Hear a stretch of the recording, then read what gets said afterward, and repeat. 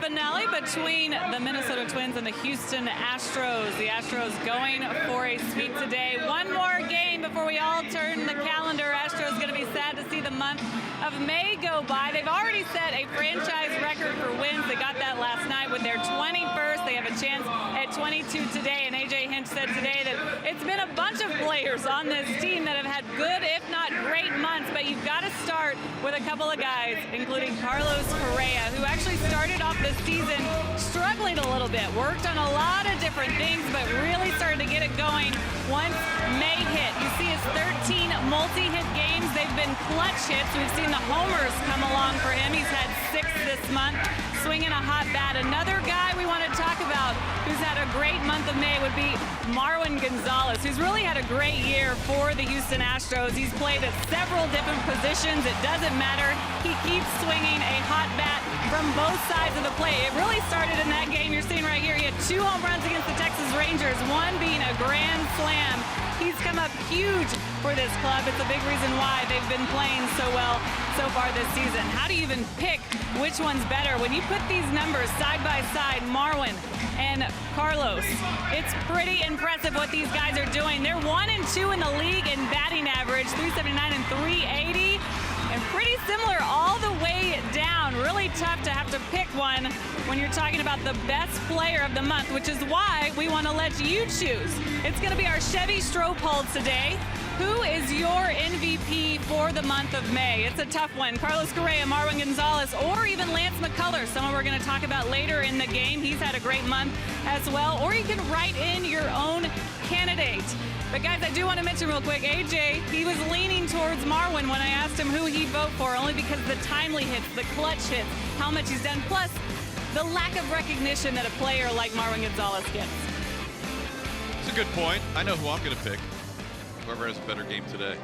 It all comes down to one game. The numbers are that similar that you could almost do that, but I hope that the people around MLB who are voting and the votes actually come out, that they split them and you have co-players of the month between those two guys. I think that would be fantastic because they both earned it. If somebody gets left off, it's just a matter of semantics and who votes, because both of those guys have deservedly put up phenomenal numbers and given the Astros an opportunity to win those 21 games. But I'm with you. I think I'm going with the Marwin card just for me because I'm a utility guy in the past, and appreciating what he does defensively and offensively is pretty impressive.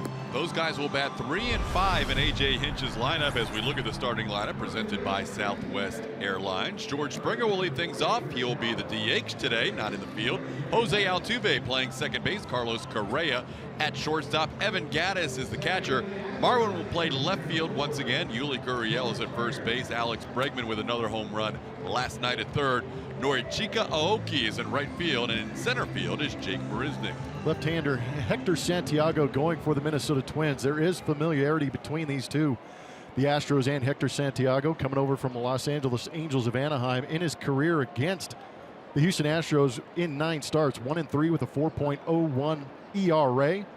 He is working out of the stretch. He has been more comfortable, and the mechanics have been better out of that stretch position. Fastball and changeup to the arm side have been effective for him early on this season. There is the left-hander making the start today, and kind of an unusual look on the mound as we start this game. You mentioned Santiago working strictly out of the stretch. There's also an arrow from the middle of the rubber right towards home plate. Maybe that's helping him a little bit directionally. Just in case you're wondering where the pitch should go. I don't think I've ever seen that. A little arrow drawn from the middle of the pitching rubber, basically from his release point all the way to home plate. There's a called strike from Jim Wolf, who will be calling balls and strikes today. 2-1 the count to Springer.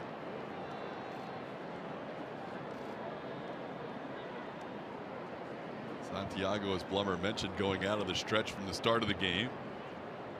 Picked that up in his last start. Decided just to go exclusively out of the stretch.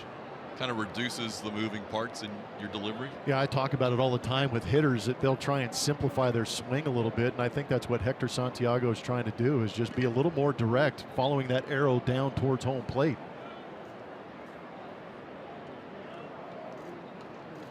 The 3-1 pitch is up high. George Springer draws a walk to lead off this game. We mentioned Springer's DHing today, so with the off day tomorrow, A.J. Hinch giving the veterans the day off for back-to-back days of rest in McCann, in Reddick, in Beltran. But Springer also doesn't have to worry about roaming the outfield today, so kind of a half day off.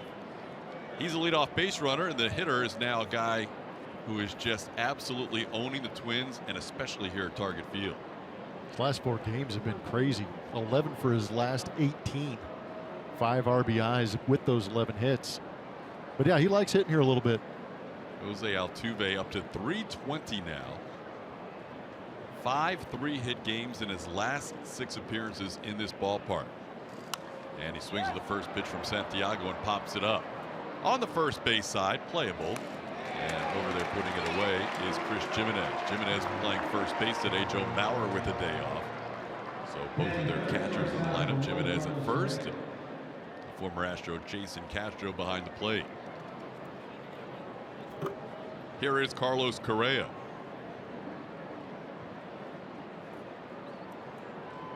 With no Reddick in there, no Beltran in there. Both Altuve and Correa move up a spot. Correa the 2-hitter today. Excuse me, Correa the 3-hitter today. Altuve the 2-hitter. Carlos's numbers are really looking good right now after a tough month of April.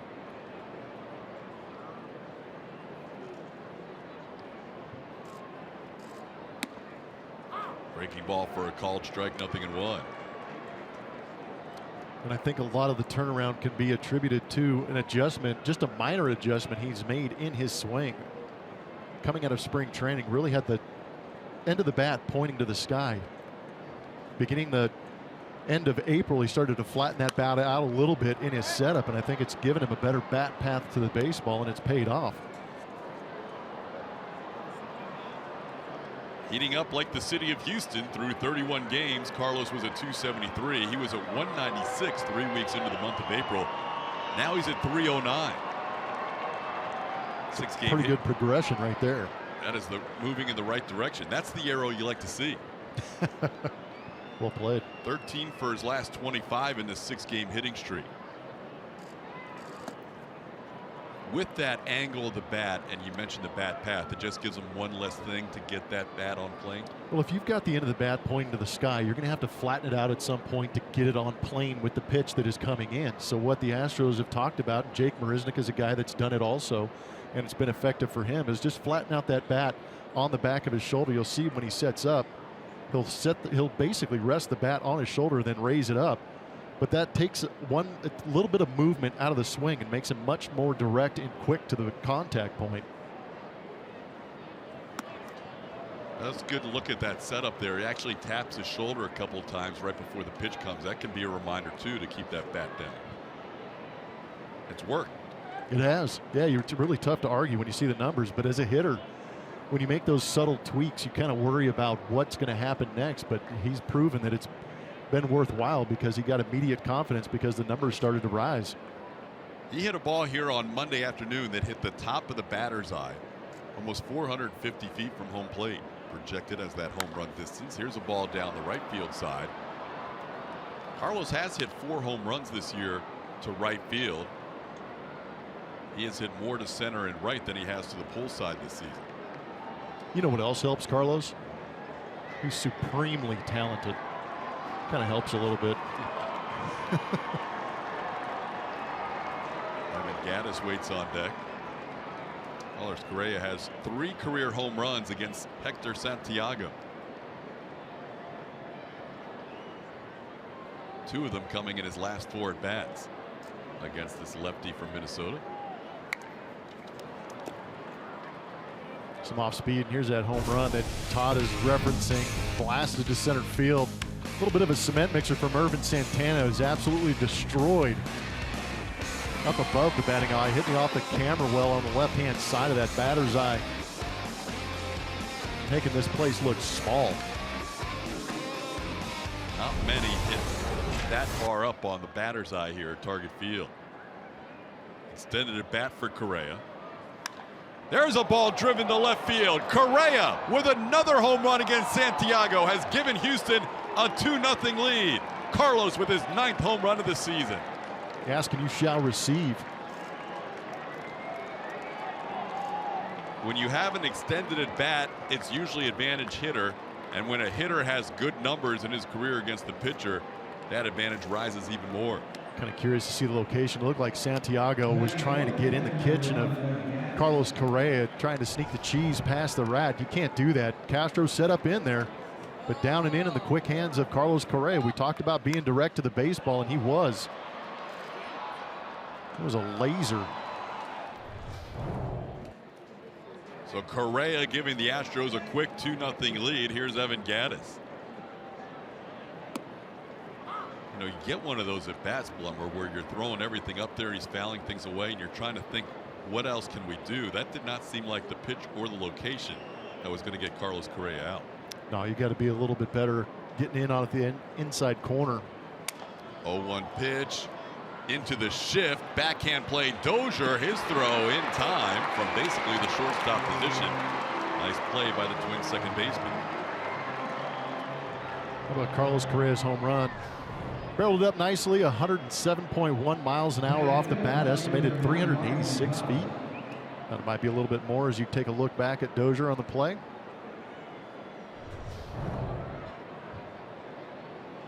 It did hit the facing of the second deck here at Target Field. I So think 386 feet is where it stopped. that was on a line when it hit too. When they do those projections, they try and figure out whether it's on its descent, on its still rising, or on a line drive. And that one was still rising, I think. That ball was definitely taking off. Yeah, a little bit lower trajectory off the bat, 23-degree launch angle, so more of a line drive than a towering fly ball. Where it says Mayo Clinic Sports Medicine, that's where it hit.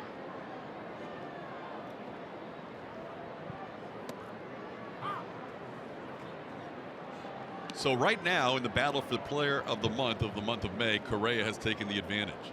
But here's Marwin Gonzalez. Because I said it was going to come down. My vote was coming down to today. I know who you're voting for. Yeah, I'm still in the Marwin camp.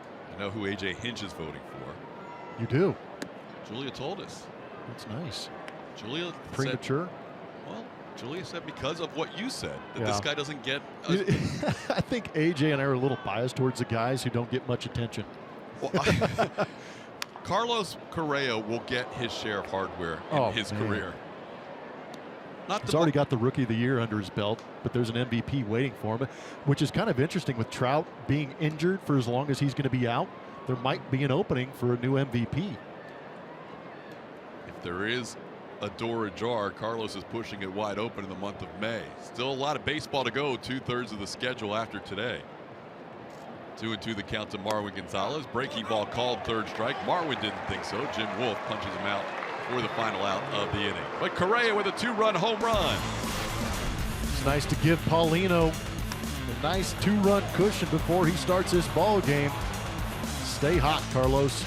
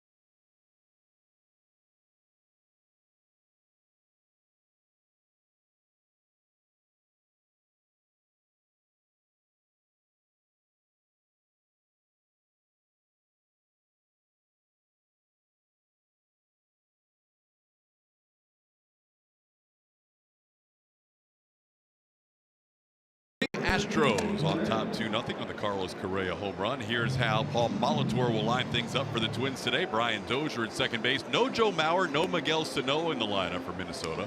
Jorge Polanco will move up to the 2 spot. Max Kepler bats third for just a second time. Robbie Grossman is the DH. Eddie Rosario in left. Eduardo Escobar gets his first action of this series. Chris Jimenez at first. Jason Castro behind the plate. And Byron Buxton at number 9. Right-hander David Paulino filling in for Joe Musgrove's spot with him going on the DL.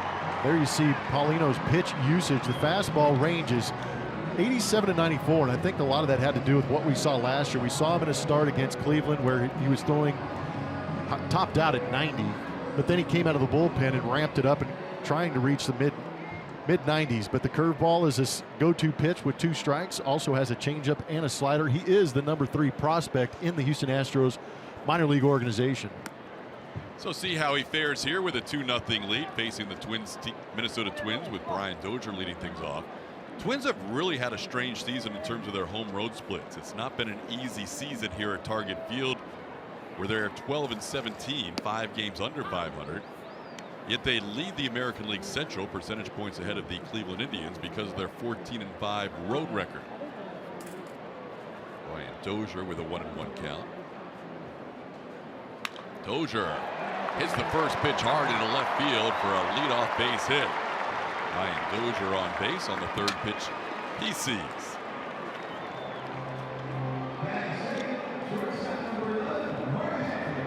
Paulino's going to have to be aggressive in the zone. He's going to have to try and attack the zone early. We know that the Minnesota Twins like to work the walk. They're going to be patient. But if Paulino falls behind and is forced to use that fastball primarily, it could create some issues. We saw him 3 times last season. He pitched twice out of the bullpen and once as a starter, and he really used that fastball to a heavy extent behind in the count. Starts off with a strike to Jorge Polanco, 0-1. This will be an interesting afternoon for the 23-year-old David Paulino. Started the year on the DL and now getting a chance. Just his 4th appearance, so he's still not 100% built up. His last start was 85 pitches. His previous start to that was 76 pitches. How far he can take today's contest, probably not quite to the 100-pitch plateau, but he needs to stay ahead of the count like he is here on Polanco. They'll drop that curveball in a lot when he's ahead of the count, but now they want a fastball up, and they get it there. Gaddis with the call, and Paulino delivers. That's strikeout number 1. It's good to see the elevated fastball, and Paulino would be in the right frame of mind to listen to what Evan Gaddis is doing. He's probably gone over the game plan a couple of times with Brent Strom. But again, you throw the fastball up, see if you get the chase. If you don't, maybe he does go back to that breaking ball. 93 on that last fastball. Last year he averaged 92 on the fastball in his 3 appearances. There's 94 on that fastball. There's probably some adrenaline going on right now with David Paulino. Well, he should be excited about the opportunity. There's been some issues with Charlie Morton's going to be out for an extended amount of time. Mike Fiers has had his issues until yesterday. Joe Musgrove on the DL, but this is a real opportunity for a young man to come out and perform. In the shallow center field, left center field, coming on Marwin Gonzalez, sliding attempt, it falls for a hit. Twins with runners on first and second, a little shallow fly ball that fell in off the bat of Max Kepler. Good effort by Marwin. Usually plays more infield than outfield during the course of a season. Might have reacted to the swing from Max Kepler, because that pitch got inside on him, jammed him, but doesn't matter. The exit velocity doesn't matter when you drop it out there in front of the outfielder. Good effort.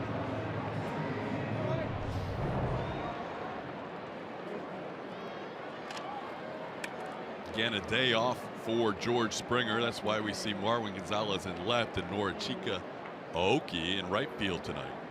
This afternoon, I should say, with Jake Marisnick in center. Off day for Josh Reddick as well. Here's Robbie Grossman, ground ball toward short. Correa flips to Altuve, 1. The throw in time, double play. David Paulino and the Astros get out of the first with an inning-ending double play. Dynamic duo up the middle, Correa to Altuve. This is what you want to have behind you if you're a young pitcher. 6-4-3.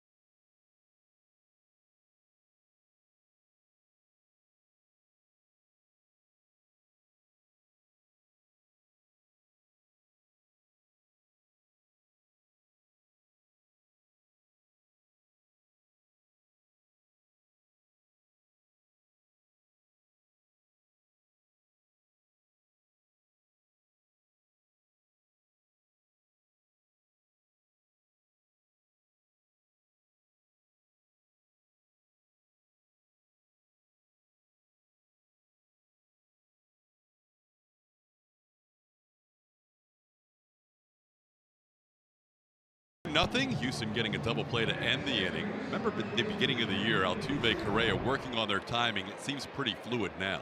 It is. There was actually an issue with Altuve coming off the bag, but that was a great fielding feed from Correa to Altuve. They are getting back in sync, because really one of the strengths the last couple of years has been that infield defense. But like you said, early on in April and through that entire month, there have been issues with some of the fielding.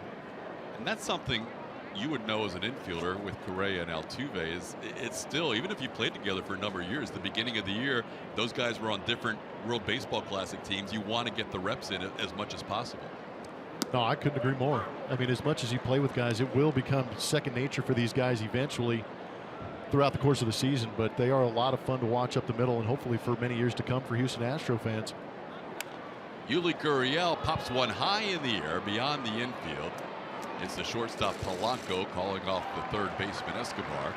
He puts it away for out number one. It's time to play, and it's going to be presented by Toyota. Alex Bregman's been swinging a pretty good bat of late. His first 90 career games, he had 9 home runs and 426 slugging percentage.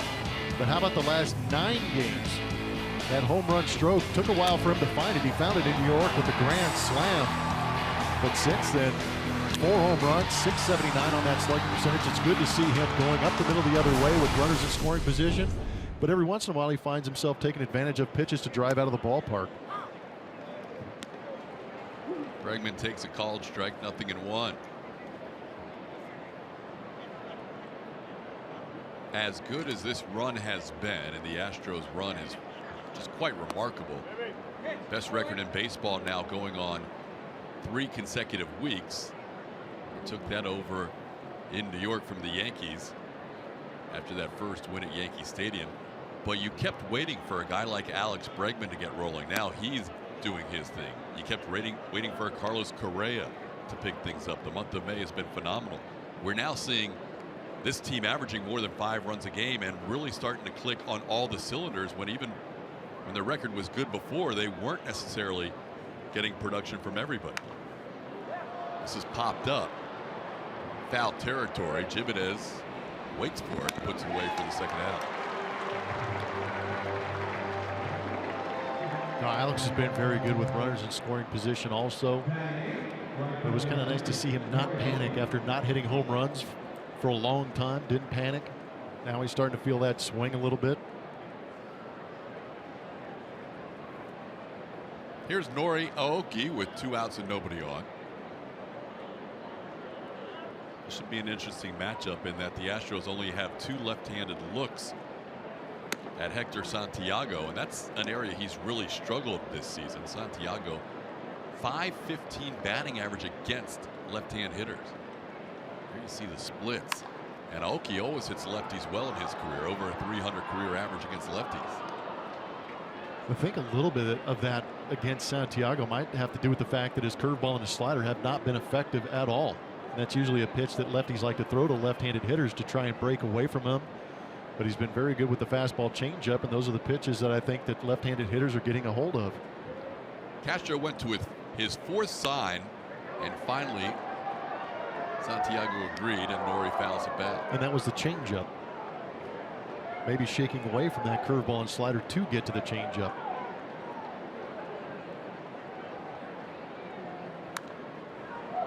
Breaking ball, yeah. But that is interesting because, as you said, he's mostly just gone fastball changeup, and maybe that's part of the issues. 5 home runs and 33 at bats coming in allowed to left-hand hitters.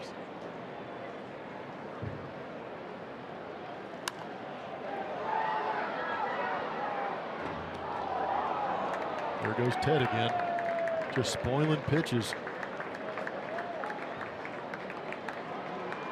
He is a nightmare for pitchers who are trying to keep a pitch count down. Santiago had been efficient in the first 2 outs of this inning, and now he puts one in play towards short. Polanco with the play, and the Astros are set down 1-2-3 in the second. Houston leading 2-0.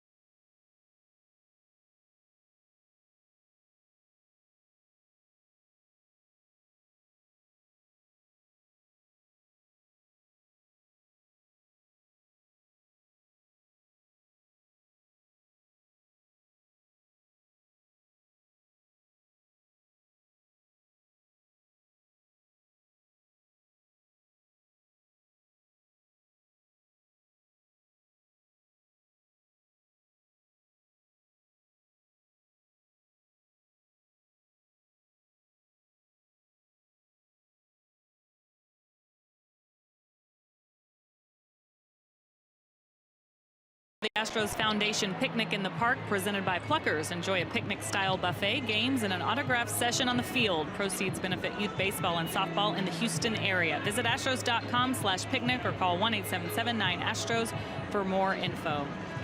David Paulino back to work. He made it to the ballpark last night somewhere around 8 o'clock, 8:30. Was able to say hello to everyone in the dugout before last night's game ended, but kind of a long day for him, but is excited to be here with Big League Club guys. This is, we saw him in those few outings last year, is better out of the bullpen, and in spring training, the tough injury for him. So it's been a little bit of a strange start to the season for David, who said that he was shocked, really surprised that he's getting this opportunity just because of how the year's gone for him so far. But it is an opportunity, and AJ Hinch said today that this is good for him. That second time around may be good just because you know what to expect when you come to the big leagues, maybe a little more comfortable on how things work up here.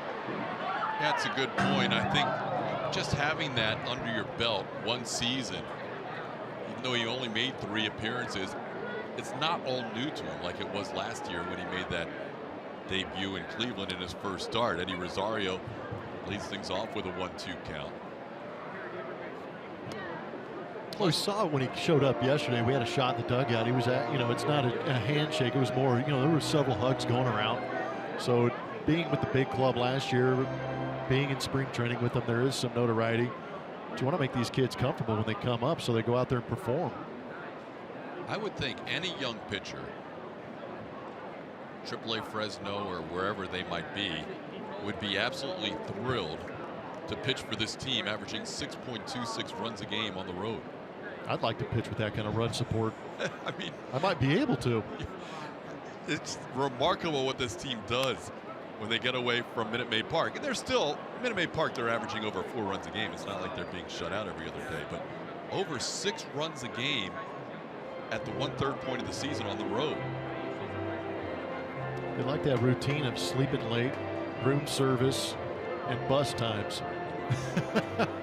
That's why they have the best record in all of baseball on the road this season. 17-6 coming into today. And for Paulino, he knows, look, if I make a mistake, we just saw what happened on Monday. This team can be down 6 and win a game. Mike Fiers can give up 2 runs in the first inning and then lock it in and win a game. I think we both agreed it was kind of cool that they had some comebacks and bailed out some of their pitchers, but I think that the Astros offense truly feels they can come back from any deficit now, especially after what happened Monday. Counts now 3-2. Eddie Rosario leading off the bottom half of the second inning. And Paulino gets him. That is strikeout number 2 for David Paulino, the first out of the second. 3-2 slider. Or maybe that was a changeup. Good action on that, tailing away, but again, in a hitter's count. Doesn't have to be a perfect pitch, but the good change in velocity gets a swing and miss. That's good to see, because mostly fastball curveball. Yeah. Last year we saw less than 10% changeups. Gaddis called for a 3-2 changeup in a situation where you don't want to walk the leadoff hitter to start an inning, and he threw a really good pitch, got a strikeout out of it. Here's Eduardo Escobar. Count is 1-1.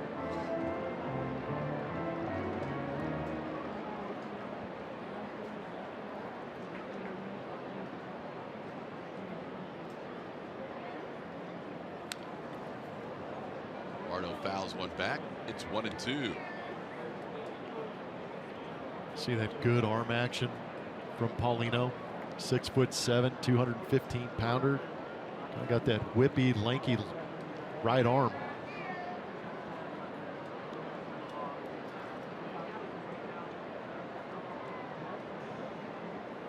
Well, Julia mentioned at the beginning of this inning that there was a little bit of surprise from Paulino that he was called up. But when you look at it, it's really 60% of the original projected rotation that's on the DL now, if you will. Musgrove going on the DL, and at the beginning of the season, Colin McHugh went on the DL, and Charlie Morton currently on the DL. So here's David Paulino getting an opportunity.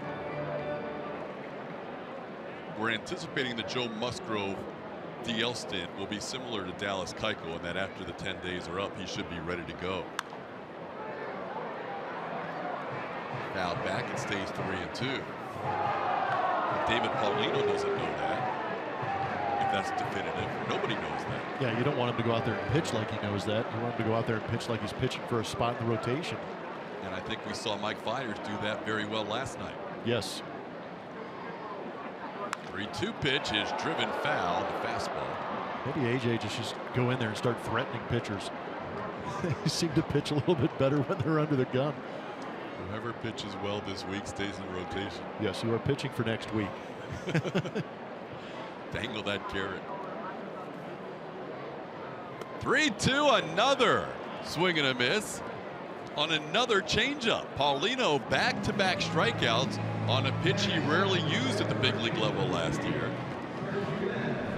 Well, I think it's kind of interesting, the sequence, because right before that, you saw Escobar turn on a fastball, yanking it far foul. So Gaddis makes the adjustment and said, hey, did it to Eddie Rosario, why not try it against Escobar? And it was effective.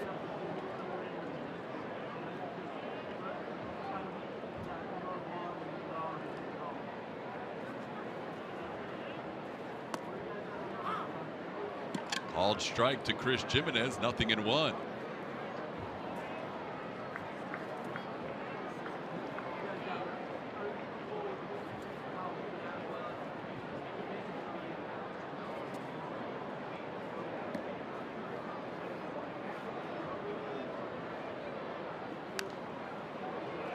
Foul out of play. Paulino ahead 0-2. Paulino's last couple of starts at the AAA level combined 11 innings of work, allowed 8 runs, 7 earned runs, walked 5, struck out 9. His command has not been on point since spring training. Again, he's still working into that 100% health because his pitch count's been limited. Mid-60s, mid-70s, mid-80s his first 3 starts. There you see his numbers at AAA with a strike to walk ratio not where you want it. So far, so good today. 3 strikeouts, no walks.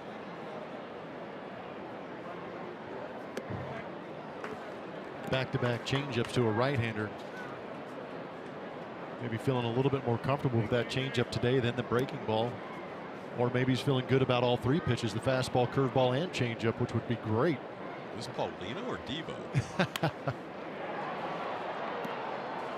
We've not seen him throw the changeup that much. No, and that's really one of the things on the scouting report. You don't see that often from Paulino. As a matter of fact, the couple times we saw him last year, he threw it under 10% of the time.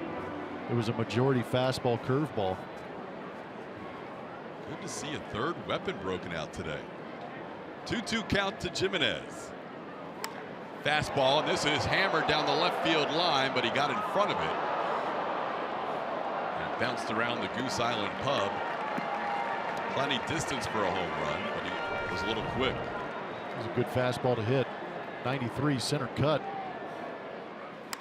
Jimenez struggling a little bit lately, just gets a hair too quick.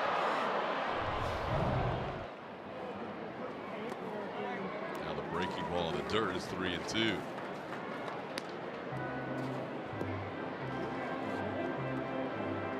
Couple of hits in the first inning allowed by Paulino.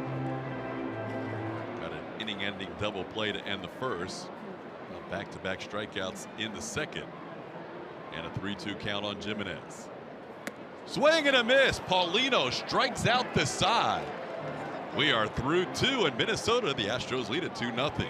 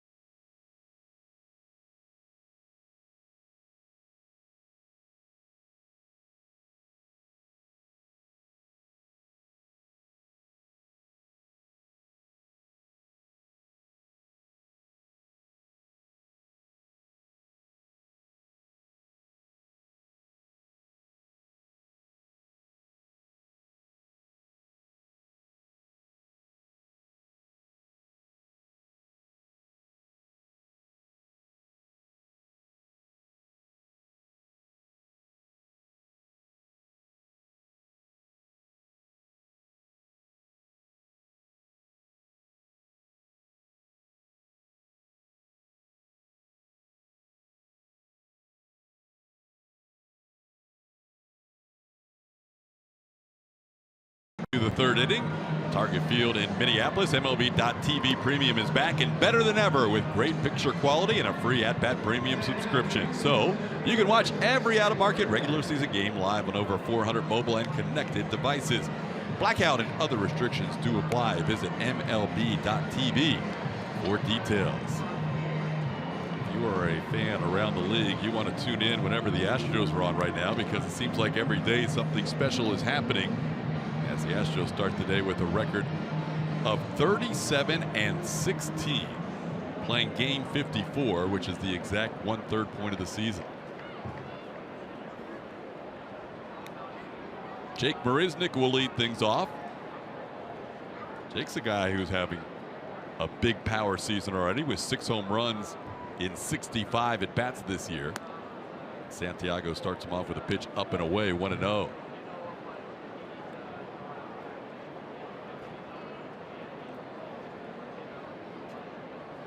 Santiago allowed a home run to Carlos Correa in the first inning. He's now allowed 8 home runs in his last 5 outings over 16 innings, so 1 every 2 innings. As Marisnick fouls one back. He is a fly ball pitcher, Hector Santiago. Almost 45% of his outs are made in the air.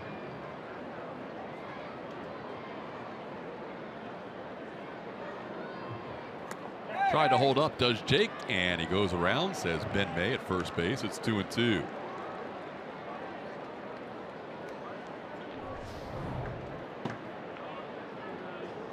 Borderline goes the Twins' way.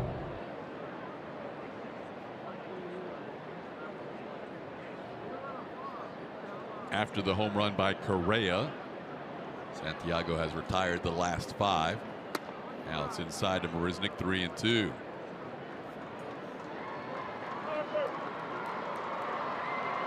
How about that for Memorial Day representation? Good looking set of kicks.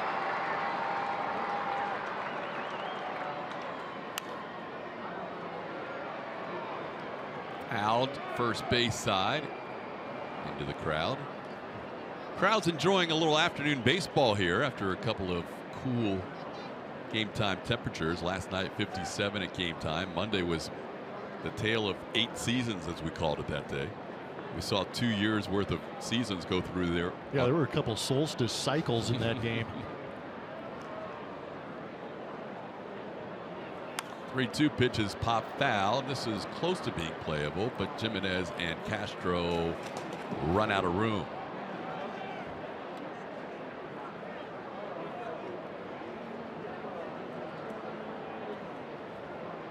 Beautiful day for baseball. Twins will head out on the road after this game. They'll play the Los Angeles Angels of Anaheim beginning tomorrow. Astros continue their 11-day, 10-game road trip with a day off tomorrow before a 3-game set this weekend with the Rangers. 3-2 pitch is also popped foul, but this one is playable. Chris Jimenez is there, puts it away. We know one person who is probably thrilled with the temperatures today. Or is she? Julia Morales' Minneapolis weather update. Big and bright sun made it all the way up here to Minnesota. The game time temperature was 67 and rising. I am very happy. But you better believe that Julia is in this shot. Where's Waldo? Where's Julia? The Twins are so kind. They give away umbrellas because they don't have a roof here. George Springer with a little shot into center field for a base hit. Are you implying that you wished you had a roof on a 75 and sunny day? No. No, I'm just saying we did this last year. I got an umbrella from the Twins because it was sunny. I'm just protecting my skin from the sun, guys. That's all. It's a beautiful day. I'm not complaining. Perfect. I could have used this on Monday when it rained. I would say that would have been more effective, huh? I didn't have it when it actually rained. The baseball umbrella protecting Julia on the Wednesday afternoon. George Springer, a 1-out base runner. Here's Jose Altuve. We do think Julia will be done with jackets and cold weather, finally. Well, what happened last time we said that? We showed up here. Gosh. We lied to her. Altuve popped up his first time up. Sends this foul out of play. Yeah, packing should be a little bit easier from here on out, at least until September. Catch some good weather. Last 2 trips we've had New York, cold, Miami, obviously Miami. And then this trip, Minnesota cold, and then Texas and Kansas City should be pretty comfortable.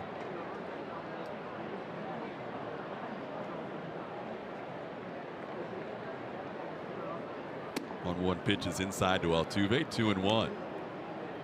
Altuve, prior to today, his last 6 games here at Target Field, 20 for 28. That's a .714 batting average. Yeah, that's not a typo. 3 hit games, 5 of those 6 times. And there's another base hit at Target Field for Altuve. Springer on the move. Altuve put it perfectly in the vacated spot left by Dozier, and the Astros have something going, first and third, 1 out. Altuve has yet to play a game at Target Field and not get a hit. He's gotten a hit in every game he's played at Target Field. But a good job, the runner moving, vacating that space on the second base side. Now Altuve gets a perfect pitch to go the other way with. And a lot of hitters, you say, oh, you did a good job of going with it. You could almost say that Altuve saw Dozier move, got a pitch, and took it that way. He is that good. Now he sets the table for Carlos Correa. Correa took the team lead in RBIs with a 2-run home run his first time up. He now has 33 runs batted in. Marwin Gonzalez has had the lead for a while. And Correa passed him by 1.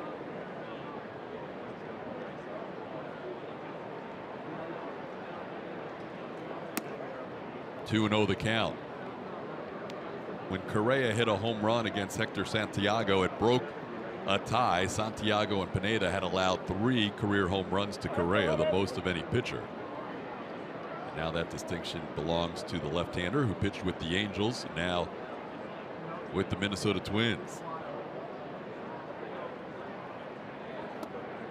Correa has a 3-0 count. Santiago hasn't really challenged him in this at-bat. Set up an interesting scenario. Springer on third, Altuve on first. Does Santiago challenge a guy who has 3 home runs against him in his last 5 at-bats?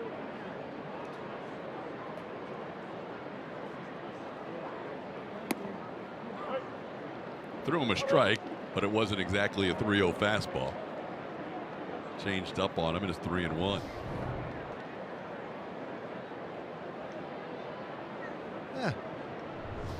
I'll take it just because Correa's up there and he's having a fantastic month of May, and it is still May. So why not give him another opportunity to get a mistake from Santiago?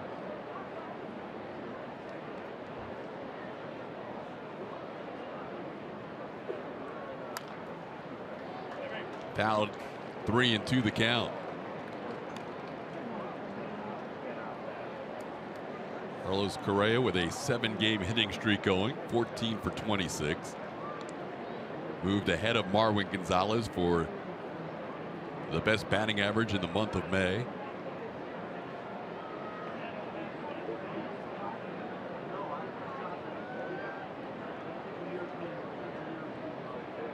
Long look in from Santiago.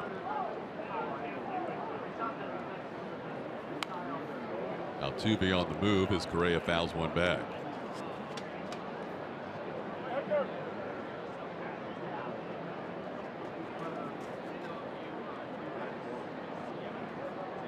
Astros have won 6 straight on the road. That hasn't happened since the 2015 season.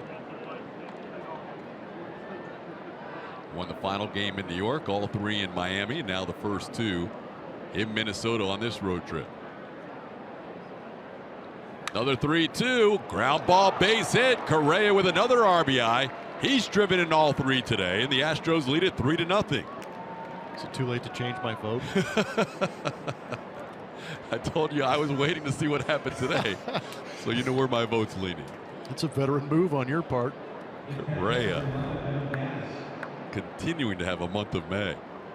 And they keep trying to beat him in, and all he does is drop the head on this one, not trying to do too much. Even in a 3-2 count where you might think you want to might try and anticipate fastball and launch it out of the ballpark for his second home run of the game, keeps it short and sweet and just shoots a rocket into left field for the RBI. Now Gaddis base hit down the right field line. That'll score Altuve. Correa heading to third. He'll be held up. RBI single by Evan Gaddis. It's now a 4-0 game on Evan Gaddis' 22nd RBI of the season. 3 straight singles for the Houston Astros. Yes, they can hit the home run in those last 6 games we keep talking about where they have a 6-game winning streak. They've hit 12 home runs. But Evan Gaddis, real emphasis on trying to go the other way. Let that one get real deep before shooting it past Jimenez playing first base. And if you're Dave Hudgens, the hitting coach for the Houston Astros, what you're telling these guys right now is just touch it. It seems they're finding the hole every time they get the bat on it. There's a good look at Dave.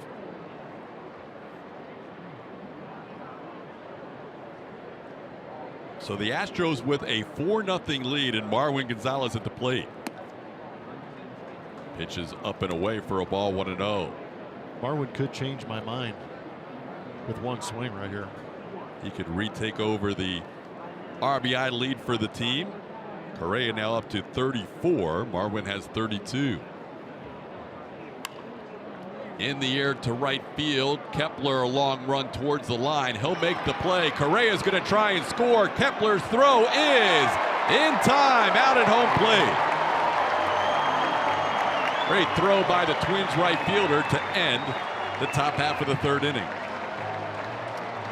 We know the Astros are going to take chances. Marwin trying to get another RBI, but Kepler, the left-handed thrower from right field, had other ideas.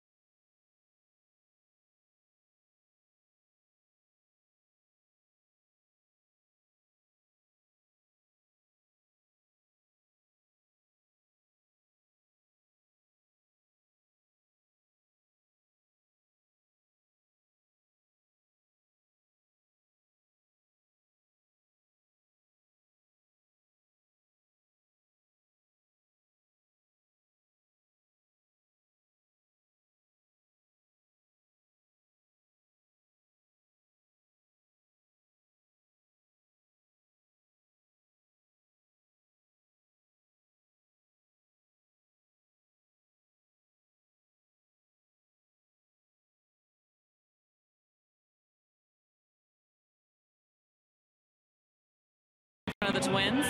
It's already time, baseball fans. The 2017 Esurance MLB All-Star Game ballot is here. Head to astros.com/vote to choose your ASG worthy stars and send them to the All-Star Game. That's July 11th in Miami, presented by MasterCard. Jason Castro leading off this inning for the Twins, who spent so many years with the Houston Astros coming up with that organization. Said it would be very different, very unique to be on the other side, looking back at guys wearing that Astros uniform and him not being in one. He was looking forward to seeing a lot of his friends. You know, even that first night the team got into Minnesota kind of late, he made sure to stay up and he met up with guys like Dallas Keuchel, Lance McCullers Jr., Colin McHugh. All great friends from their time here, or in Houston, I should say, and Castro being such a big part of their careers as well. Of course, he helped Dallas Keuchel along that 2015 season, said a lot of nice things about the way Dallas has been throwing the ball so far this year. But good to see Castro for all of us who worked with him. He was always so gracious to the media, everyone. So good to see him over there on the Twins side. Yeah, good to see Jason. 6 years with the Astros, first-round pick in 08, and he's got a similar situation here that he had with the Astros in that he's got young talent. They have some pieces they can build around. Yes, they're in first place right now, but most people did not anticipate them being this good here in 2017. So it might be a couple of years before you see the Twins where they want to be. They may surprise everybody and make a run this year, but they were anticipating coming off a 103 loss season, and this would kind of be a step in the right direction. Yeah, the Twins are in a weird spot. Overachieved in 2015, played well, high expectations last year, and only ended up with 59 wins. And here they are tied for first place in the American League Central. So, yeah, some decisions to be made by that Minnesota front office. You know that Irvin Santana is going to garner a lot of phone calls depending on where this Twins team is around the around the trade deadline. You consider this: Santana gave up 1 earned run against this Astros team in 7 innings, and since then the Astros scored 14 in the final 2 innings on Monday, and then 7 more yesterday. The 21 runs in the 11 innings since Santana has left the game before today. Today they have 4 runs in 3 innings. So you don't anticipate many phone calls about their bullpen? They are a tired group after that 6.5-hour 15-inning game against the Rays, and it showed in that first game on Monday. 2-2 pitch, grounded foul. And what we saw yesterday was a very talented pitcher, Jose Barrios, who had 3 really good outings before yesterday, but he got caught up in maybe being a little too careful with his Astros lineup, and the Astros were very patient and got him over 100 pitches in 5 innings. It was really impressive to watch the Houston Astros go out there and have ABs against Barrios because he is very good. We saw some great stuff out of him, but like you said, they just wore him down. But watching what he saw on Monday afternoon might have made him a little bit tentative and kind of fell off the edges a little bit. So now David Paulino working with a 4-0 lead. We'll see how pitch efficient he can be in this game. Astro swings the high fastball up in the zone. Paulino's changeup has been very impressive today, and not a pitch he used much in his 3 appearances last year. Yeah, that fastball up is what Jason Castro had issues with yesterday against Mike Fiers. 3 punch-outs against Mike Fiers, and they were on elevated fastballs, but now Castro adjusting to just foul that ball off might set up the changeup. Altuve makes the play as Gurriel let the second baseman take it. Paulino covers for out number 1. How about the Monday win probability? This would be a good roller coaster ride at Six Flags. Polanco triple. Go ahead. No, go ahead. You try and explain this, because I tried during the broadcast and I couldn't believe what was happening. For people who haven't seen this line before, in the middle is basically an even chance between the Twins and the Astros. As it goes up, it's advantage Twins. As it goes down, advantage Astros. And as Blummer said, that's a good Six Flags ride when you have that kind of drop. I mean, that's as close to a 100% win probability at the top that you saw before that Reddick double just led to the implosion. That was a severe drop in the 8th inning from all Twins to all Astros. It's going to be one of the more dramatic ones ever. Well, if you consider it's never happened in baseball before where a team trailed by 6 going into the 8th inning and won by as many as 8. So that is a graph that has never been seen before. There you go. And we saw it live Monday. It was unbelievable as it was unfolding. An 11-run 8th inning. The Twins led 8-2 going into that inning. The Astros came out leading 13-8. Here's Byron Buxton. Buxton drives one down the left field line, foul. You know, Buxton was kind of a big side story in that game by leaving the game with the laceration on his hand. You're right. Yeah, if he doesn't come out with that laceration, you don't have the adjustments made in the outfield with Rosario going to center field and bringing in Adrianza, who's only played 3 career games, minor league or big leagues, in left field. Marwin Gonzalez hit that one over his head, which would have been a tough play for Rosario if he had been in left field. But in moving Rosario to center field, a guy like Buxton, who literally catches everything, put Rosario in a position where Reddick's double was off the glove of Rosario. Yeah, that's a play that you would think Byron Buxton makes standing up with his range. Instead, it turned out to be the go-ahead RBI for the Astros, and Paulino gets Buxton swinging and missing. That's now 4 strikeouts, 5 strikeouts for Paulino. Yeah, you literally can't slide a piece of paper in between the top of that chart right there before it absolutely just skyrocketed for the Houston Astros, going their way immediately. It was remarkable, and I've been tested on the field. That tested me in the booth, because as watching as much baseball as we have in our careers, we were having a hard time trying to figure out how these guys were doing it. They were just relentless. A 6-run lead. You would figure a big league bullpen, as tired as anybody is, would be able to come in and preserve a game with a 6-run lead, but the Twins were unable to. Back to the top of the order with Brian Dozier. Paulino's retired 6 in a row. It was so unusual that the inning started with the stadium about 90% full from the announced attendance. And by the end of that half inning, the home crowd, which had been watching a 6-run lead, had left the ballpark because their team was down 5. And that Carlos Beltran home run was the dagger that sent everybody scurrying for the exits. At that point, it was 10-8. Beltran hits the 3-run home run to make it 13-8. And people were flying out of here. 3-0 count to Dozier. Paulino has not struggled with the zone too much today. In fact, he has not walked a batter and struck out 5. He's up to 51 pitches, trying to work through the 3rd.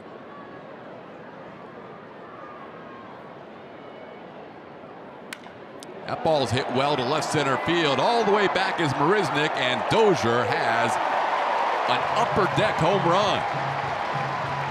Brian Dozier hitting his 8th home run of the season. And he cuts into the Astros lead. It's now 4-1. Dozier so far in the first 2 ABs against Paulino has seen the ball pretty good. Base hit he had to lead off for the Minnesota Twins in this ballgame was a bullet to left field. Here in a hitter's count, gets himself a fastball tailing back down and in, and Dozier knew it. Plenty of home runs from this second baseman. Last year, there are only 2 players in all of baseball that hit more home runs than Brian Dozier. Here's a strike called, 0-1.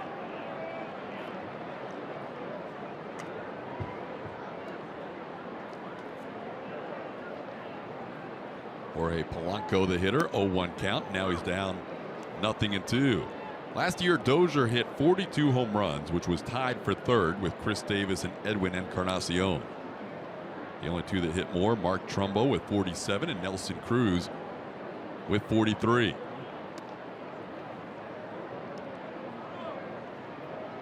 One and 2 the count to Jorge Polanco. 106.3 miles an hour off the bat.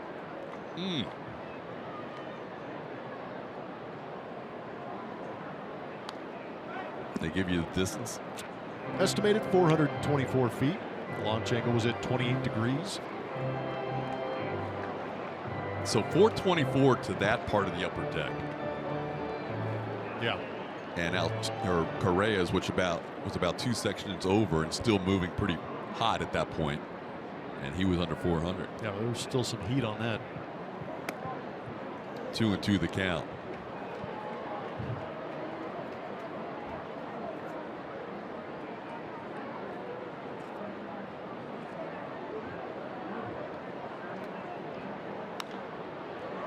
This ball in the air, playable. Aoki. Ball's being pushed back a little bit with the wind blowing out to right. Aoki makes the play for the final out of the inning. Twins cut into the lead on the Dozier home run. It's 4-1.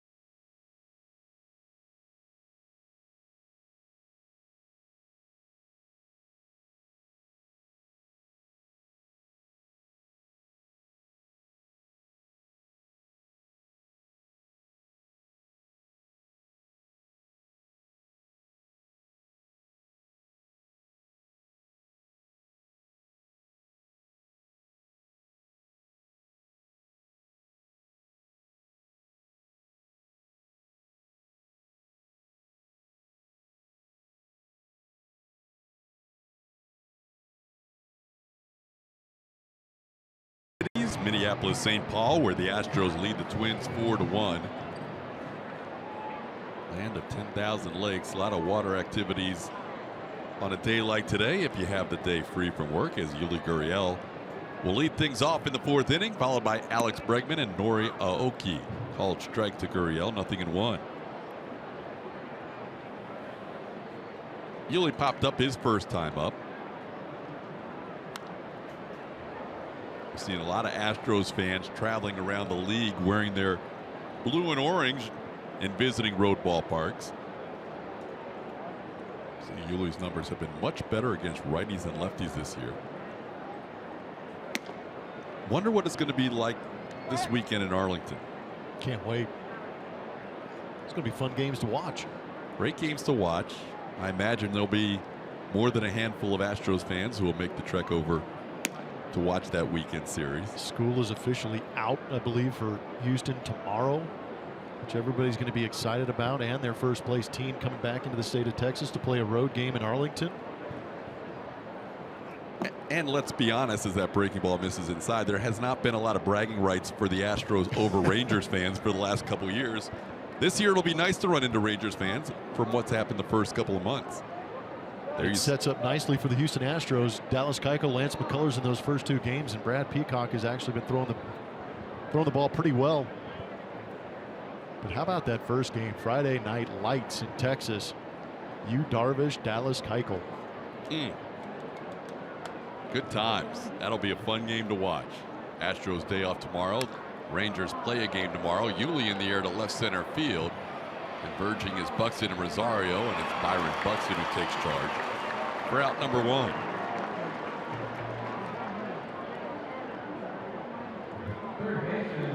Julie was mentioning the All-Star balloting last inning, and the Astros with the best record in baseball definitely will be represented in Miami. Who else besides Dallas Keuchel deserves to go? Well, everybody's been making the case for Marwin Gonzalez. I originally said it seemed like everybody was voting for him in the outfield. It seems like now they're getting some votes at first base for Marwin Gonzalez, but Correa and Altuve currently in 2nd place in the All-Star balloting. Marwin's name not even on there. Line drive off the bat of Bregman, caught by Rosario for out number 2. Altuve's just behind Starlin Castro at 2nd base in the American League voting. And Correa is right now significantly behind Francisco Lindor at shortstop. We can erase that name from it. So there's an opening.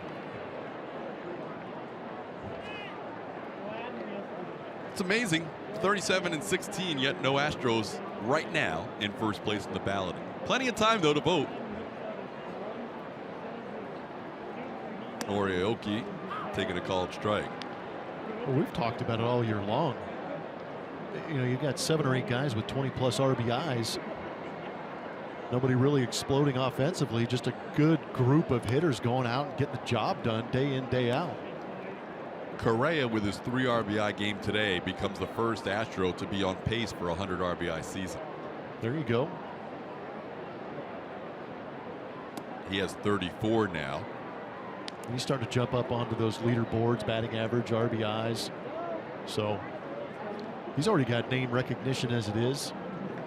But a very talented shortstop. I believe in spring training you initially called top 5 in MVP voting. Well, I went top 5, and then I immediately after he got back from the WBC, I said, I'm calling it. I'm saying he's going to win MVP.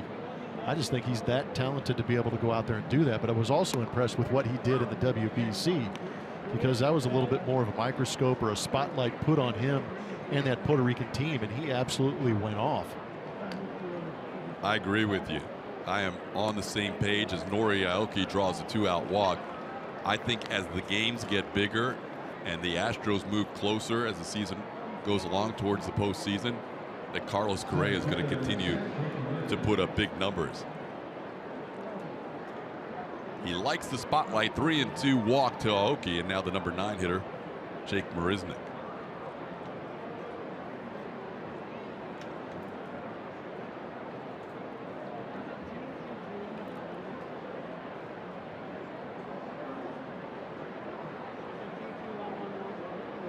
Aoki on the move. The pitch is up high. The throw is not in time. Nori Aoki with his 3rd steal of the year. He goes in head first. I like it. Run early in the count. If you make it, great. Jake has plenty of the count to work with to try and drive him in. If you don't make it, Jake leads off the next inning. It's a quality risk taken right there by Aoki. Teddy ball game.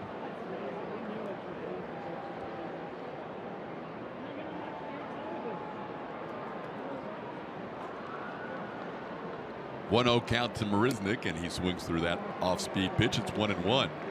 You know, the thing you forget too about Correa, because he's played now for 3 seasons, he's 22.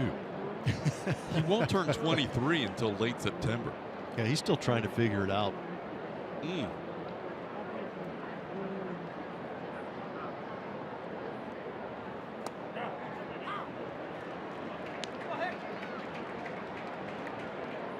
Some numbers on Carlos in the last 7 games. 555 average, trying to close out that month of May and win Todd Callis's heart. 3 bombs, 8 RBIs, and 6 runs scored. 1-2 pitch, foul tip caught by Castro for the final out. So Marisnick goes down. Just the 2nd strikeout for Santiago. We're through 3.5.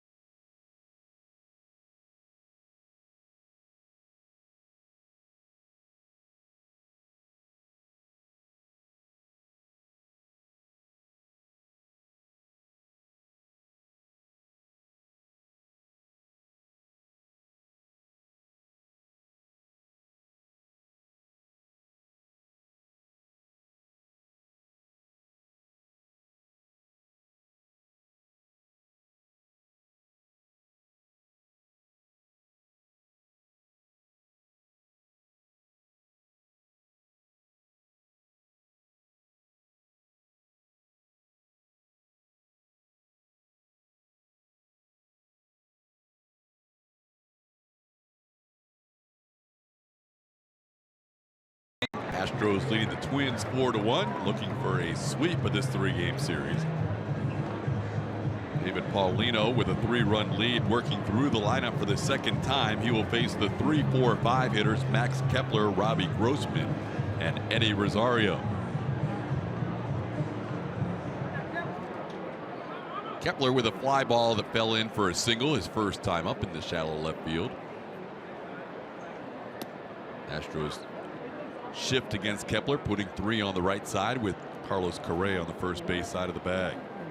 See how far over Alex Bregman is at 3rd.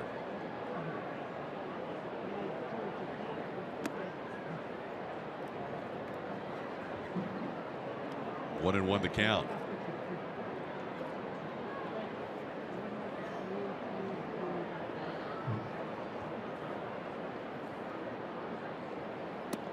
This is a Twins lineup that is without Joe Mauer, day off, and without Miguel Sano, who's been battling an illness. As David Paulino's day goes, this becomes a pretty important inning. Up 4-1. Line drive past Jose Altuve into right field for a base hit. Altuve a diving effort, and now the throw comes back. It gets away from Yuli Gurriel. Kepler will stay at first, though. So Max is 2 for 2. Settle down, fellas. Take care of that baseball.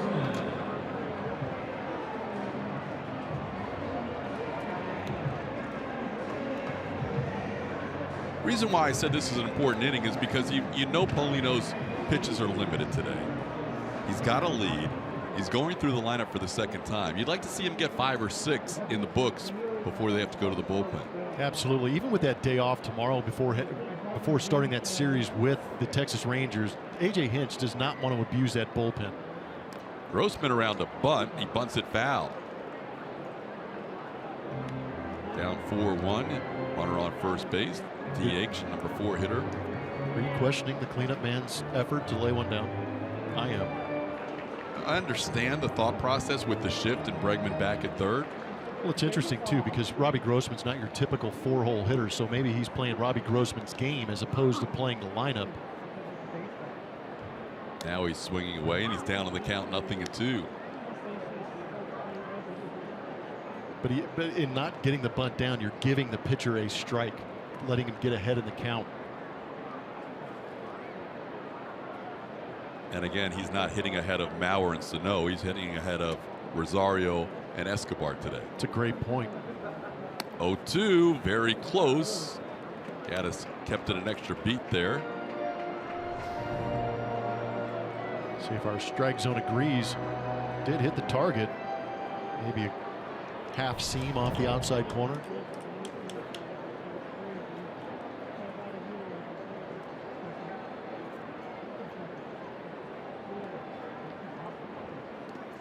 This ball gets away, and Kepler will advance a base. A little pitch in the dirt moves Kepler up 90 feet. He's now in scoring position with nobody out. Changeup buried in the dirt from Paulino.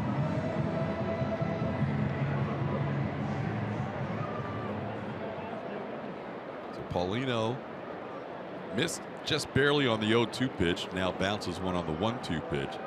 Jim Wolf behind the plate. Good ball and strike umpire. Generally, close pitches will favor the pitcher. We'll see if Paulino can get a pitch near the zone here, not go to a full count. That's away, and the count's full. I think his brother has had an influence on that. When your brother pitched in the big leagues, You can advantage have- pitcher. Exactly. It's going to influence that strike zone a little bit. Ex-Astro, Randy Wolf.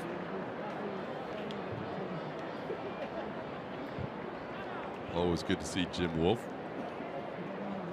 And now Gaddis wants to talk to Paulino. Well, Gaddis knows what we were talking about earlier, that this is an important inning for David Paulino. 3-run lead. 3, 4, 5 hitters due up.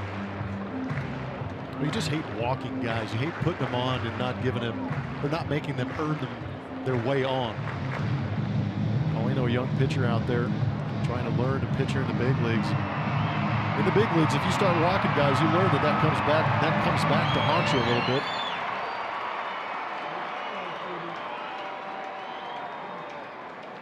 After being ahead 0-2, it's now a 3-2 count. Called third strike at the knees on the corner. Perfect pitch by David Paulino, strikeout number 6.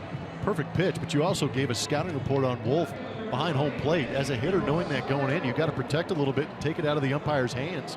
But a 3-2 count, young pitcher out there going to the pitch that he can command well with the fastball, paints the outside corner. Nicely done.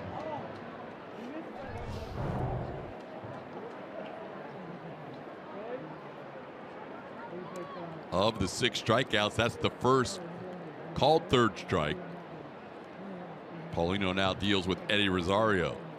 That's in the dirt, and Kepler's going to gain another 90 feet. A couple of wild pitches in this inning. And now the Twins have a runner at third base with 1 away. The Twins have gained 180 feet on the base paths with a couple of baseballs in the dirt. They've both been changeups. Just yanked by Paulino. Maybe trying to be a little bit too fine, but holding on just a hair too long.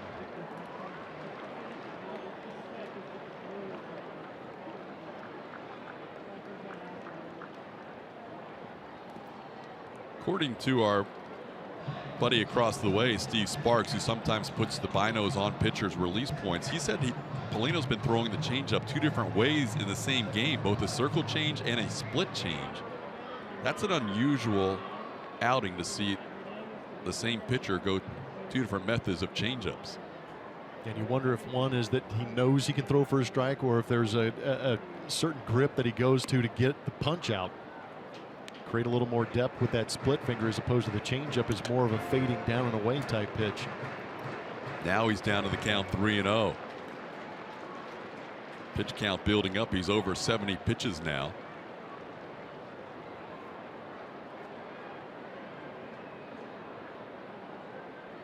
.3-0 green light and a base hit into center field. And the Twins score their second run of the game. It's now 4-2 on the RBI by Eddie Rosario.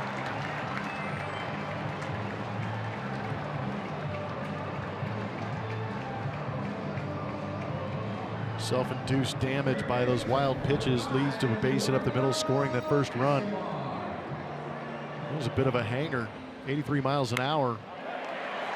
Rosario picks it up nicely and rifles it into center field.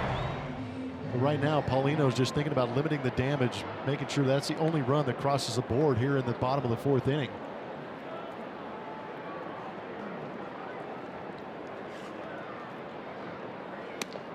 Well, Blummer, you mentioned it earlier in this inning. Ideally, even though there's an off day tomorrow, there's a huge difference asking your bullpen to get 12 outs if you only need 4 innings worth of work as opposed to 15 or 18. Seems like those extra 3 to 6 outs really can tax the bullpen. There's a called strike to Escobar. It's 1-1. And even though AJ's group hasn't been used in terms of heavy usage for one game, over a weaker 10-day period, what we've seen is he has really asked a lot out of his bullpen. Yes, and a lot of those injuries in that rotation has caused AJ to go to that bullpen a little more frequently with some of these guys filling into that rotation. They've stepped up, though. That bullpen has been great for the Houston Astros. Devo, Michael Feliz, Ken Giles, Will Harris. These guys have been getting it done. Giles is the only guy that you can say is rested, but even he's warmed up a couple of times without getting into games recently. And there's a 2-2 count. There is a new member of the bullpen out there today being called up. Jordan Jankowski being sent down. Raymond Goudouin is up with the Astros and active for today's game.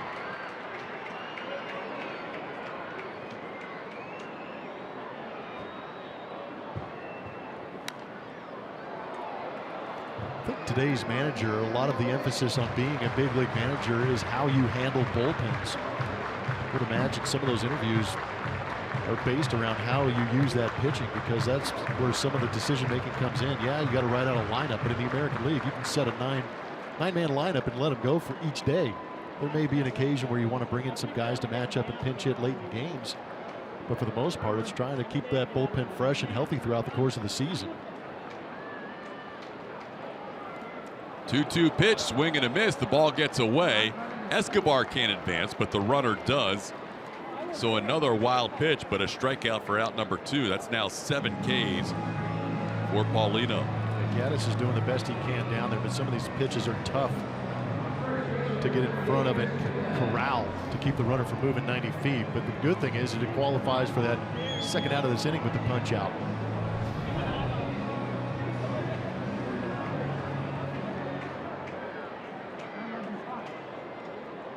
Now 2 outs, a runner on second, and Chris Jimenez the batter.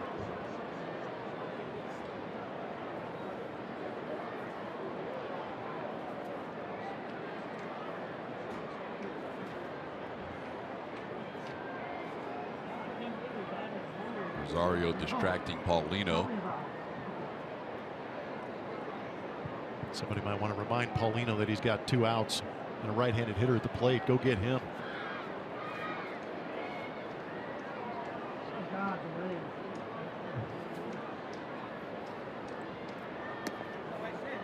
Pitch down low, 1-0. Jimenez coming in, batting 167, struck out his first time up.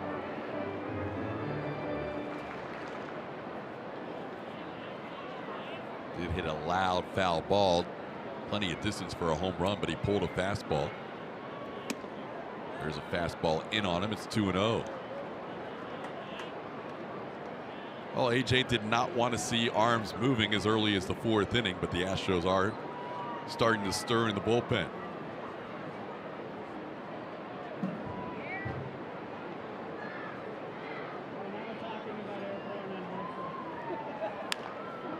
On the ground foul, 2-1. James Hoyt, who can give the Astros multiple innings out of the pen, is starting to loosen up.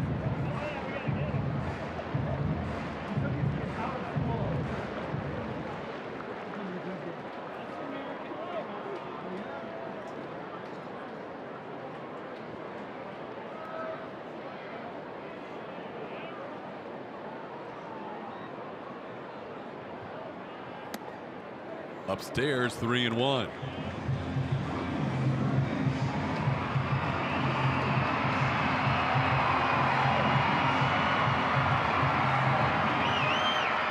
I know Rob Manfred probably doesn't want to hear me say this, but you'd like to see Paulino slow down a little bit and really focus on the next couple pitches that he makes.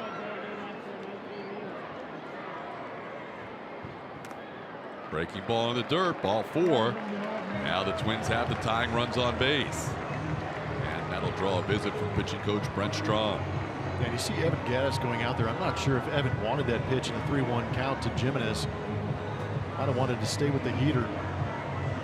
But a quick conversation. I think this is a good spot for Brent Strom to go out there and maybe explain to Paulino, say, hey, give us this next hitter. Focus on this guy right now, right here, to get us out of this inning. 3 new 5-game packs are now available for a limited time only. Don't miss a chance to bring the whole family to see the biggest matchups or get the best midweek deals by visiting Astros.com/mini-plans.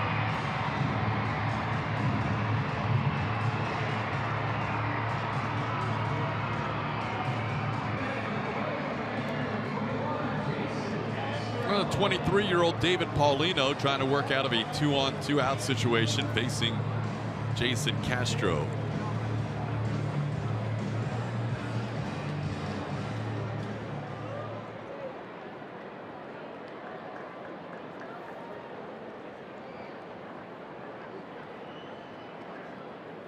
And he gets him on the breaking ball ahead of the count, 0-1.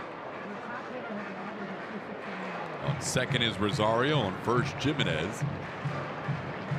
Twins with a run in this inning. Trail at 4-2.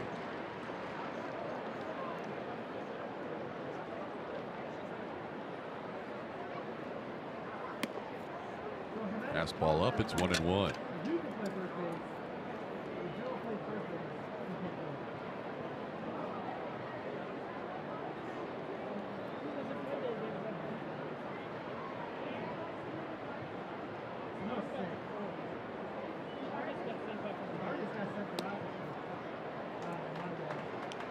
Two and one.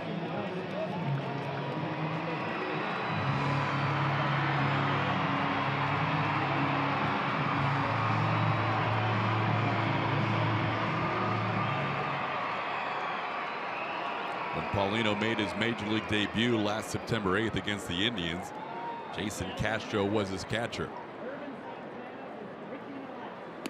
There's a strike, 2-2. Castro grounded out his first time up.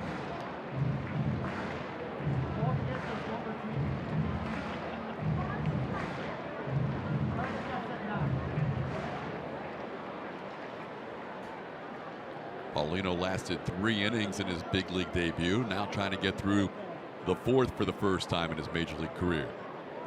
And it's away, 3-2.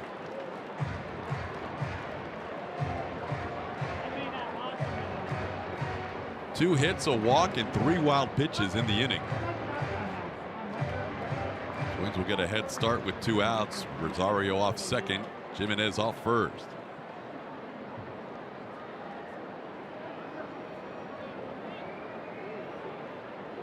Swing and a miss. David Paulino gets a strikeout of his former battery mate Jason Castro to end the 4th. That's 8 strikeouts.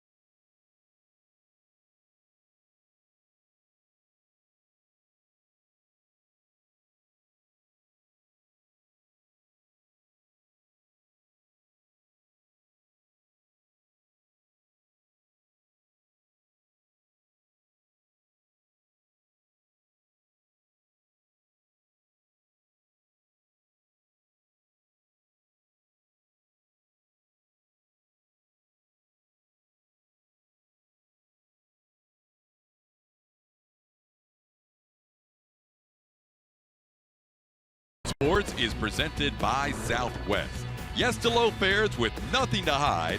That's transparency. Canterbury Park, quarter horse racing, not far from here in Minneapolis, Minnesota. 4-2 lead in favor of the Astros. David Paulino, 4 innings in. His pitch count in the low 80s. It will be an interesting call for A.J. Hinch to see if he comes out for the 5th. He worked his way through the 4th, but it was not without some difficulty. George Springer hits one deep to left field on the first pitch of the 5th inning, and that's a line drive home run. Springer takes over the team lead with his 12th home run, and it's now 5-2 Astros. There's some serious aggression against baseballs here in this game for the Houston Astros. Some low lasers. Carlos Correa hit one off the facade out there. George trying to compete in the exit velocity game. It's a good old-fashioned ambush right here.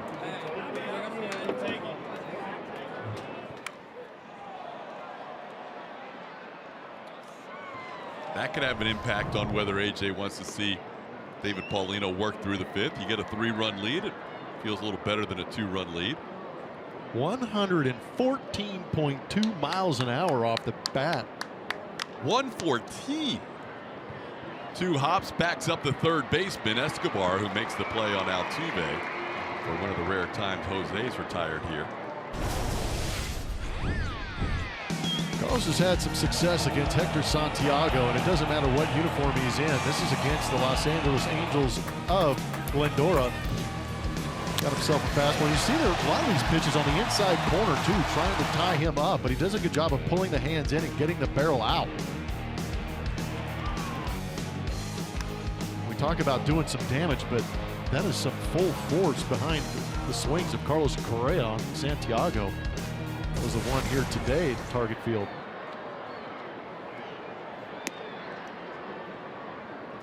If you go back 6 at-bats for Carlos Correa against Hector Santiago, from oldest to most recent, it's home run, ground out, single, home run, single. 5 for 6 with 3 home runs his last 6 ABs against Santiago.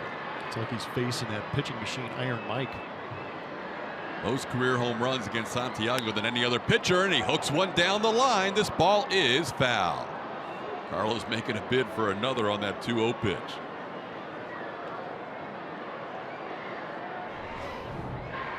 Off-speed pitch, got a little bit out in front.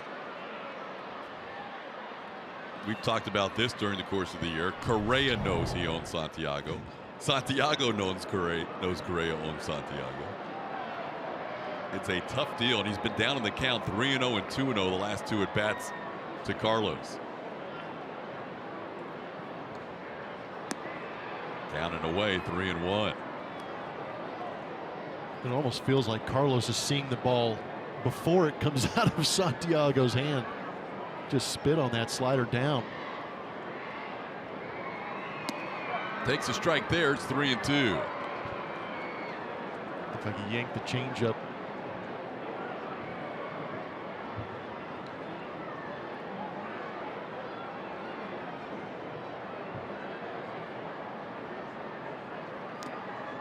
And this time Santiago wins the battle. Correa strikes out. A little foul tip caught by Castro. Strikeout number 3 for Hector Santiago. 2 away in the 5th. With more of a cut or a slider to it. Maybe you found the window or the hole in the swing. Santiago, as you mentioned, mostly fastball changeup, but he also has 4 other pitches he'll offer up there. The curve, the cutter, the splitter, and the slider. Faces Evan Gattis. Gattis is 1 for 2 with an RBI single. He gave the Astros a 4-0 lead with his 22nd RBI of the year.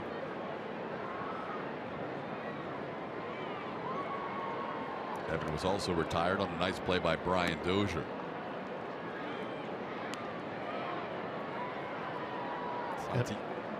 Sorry, Evan did a good job of going the other way, getting that RBI, but with nobody on and 2 outs, this might be an opportunity for him to look for a pitch he can drive.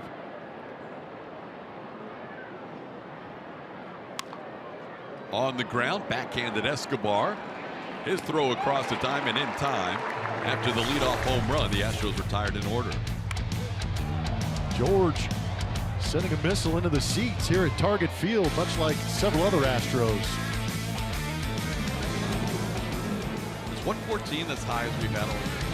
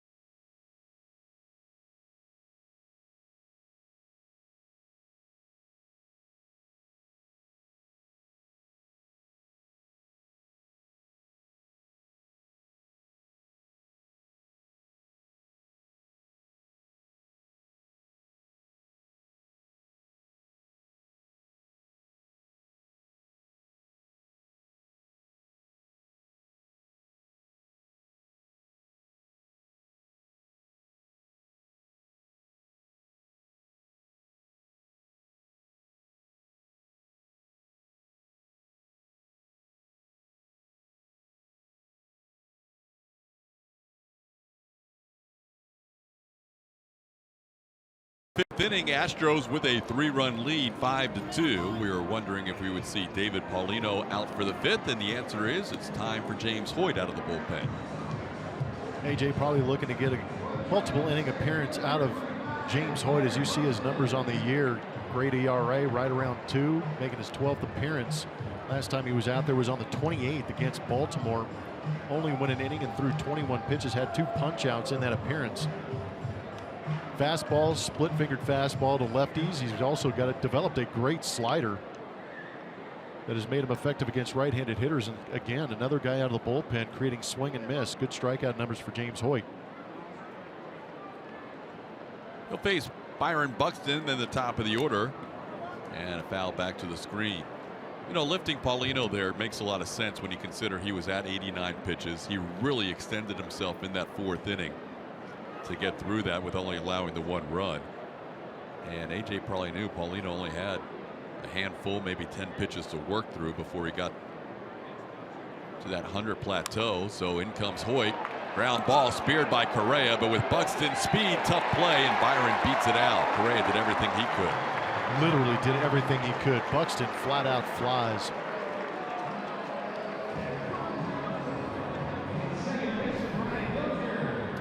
Good job on the backhand, but you can see the urgency after the catch of Correa popping up and throwing. Buxton beats it by maybe a half step. Good job on the pick by Yuli Gurriel too. Watching that replay, you can see how quickly Correa transferred from the diving stop to the throw. He gets 98% of base runners on that play. Possibly, yeah. There goes Buxton trying for his 9th steal of the year, and he has it. The throw gets away, but not far enough. Buxton leads the team with those 9 steals. He's now in scoring position with nobody out.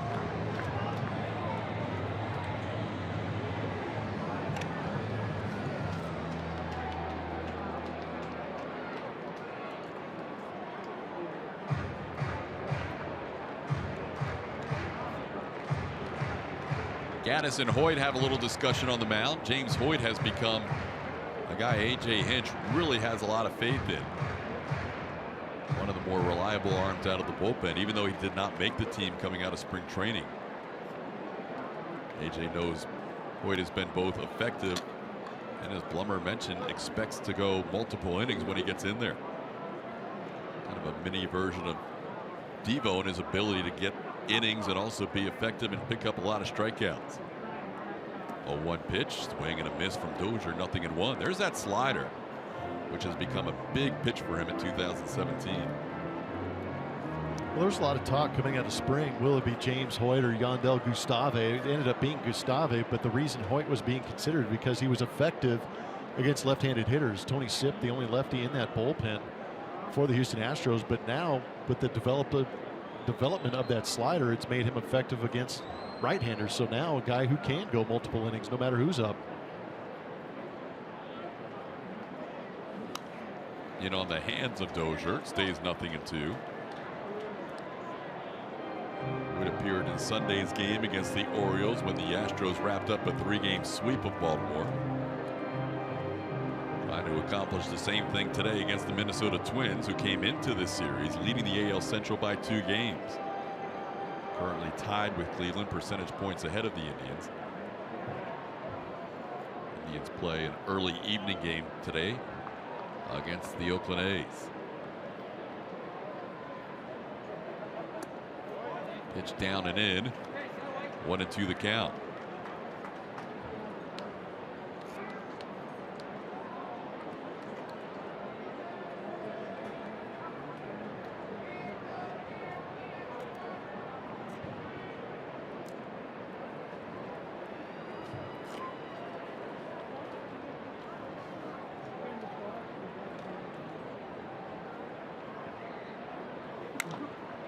High fly ball in the air, right center field. Nori Aoki waits for it. Buxton will bluff a tag as Aoki gets the ball back in quickly, and Dozier retired for the first out. Paulino called up for the spot start for the Houston Astros. Performed pretty well for 4 innings. It would have been nice to see him go 5 or 6, but really had to work through this Twins lineup. They did a good job of laying off pitches on the edges. But Paulino, some of these 3-2 counts, pulled out all the stops, throwing changeups and breaking balls. We also saw some good sliders from the right-hander. But overall, I think it was a pretty good performance, keeping these Twins at two runs. But in those 4 innings, punching out 8. Nicely done by Paulino. Yeah, the 8 strikeouts were impressive. A couple of strikeouts on the changeup were impressive. There you see the pitch usage today. Didn't see the curveball as much as we did last year, Blummer. You're right. I'm not sure why. Maybe he didn't have a good feel for it, but went to some of those other secondary pitches, and luckily for him, they were effective. Here's Polanco taking a called strike, 0-1. Polanco struck out swinging and flying to the right.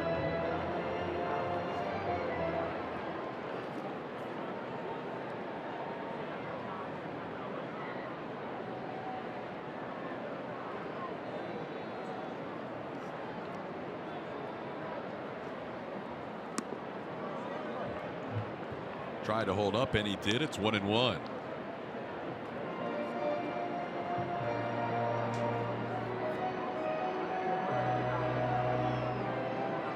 Well, you knew Paulino coming in would be A, limited in his pitches, and B, has still been working in only his 4th game of the year. Well, he's not exactly a guy who's making his 10th or 11th start of the season. So I think, the Astros were hoping for 5 plus, but 4 innings with the lead, 5-2. Yeah, I'll take that. Absolutely.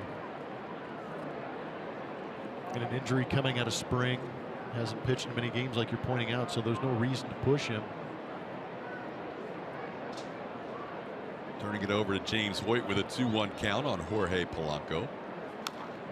On the ground, foul. It's 2-2.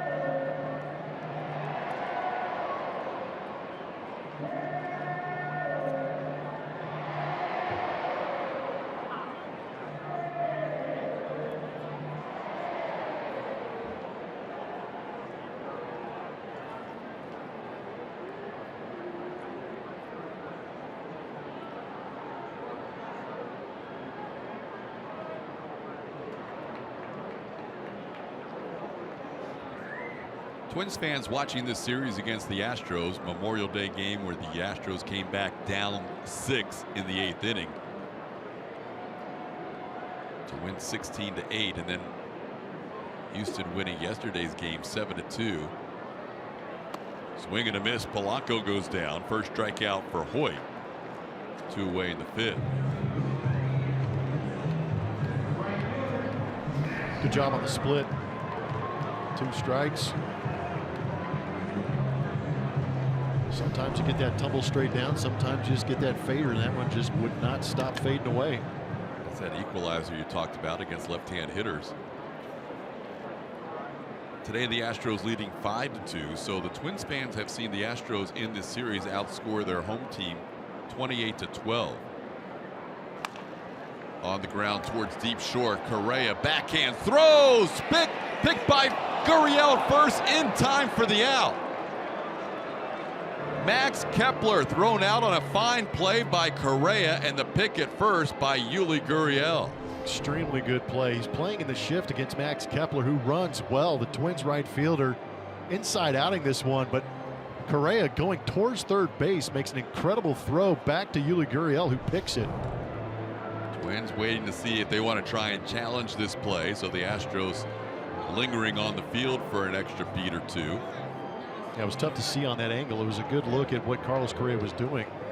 Paul Molitor says, we like the call by Ben May. We don't like it, but we think it's accurate. And Correa with a fine defensive play to end the inning.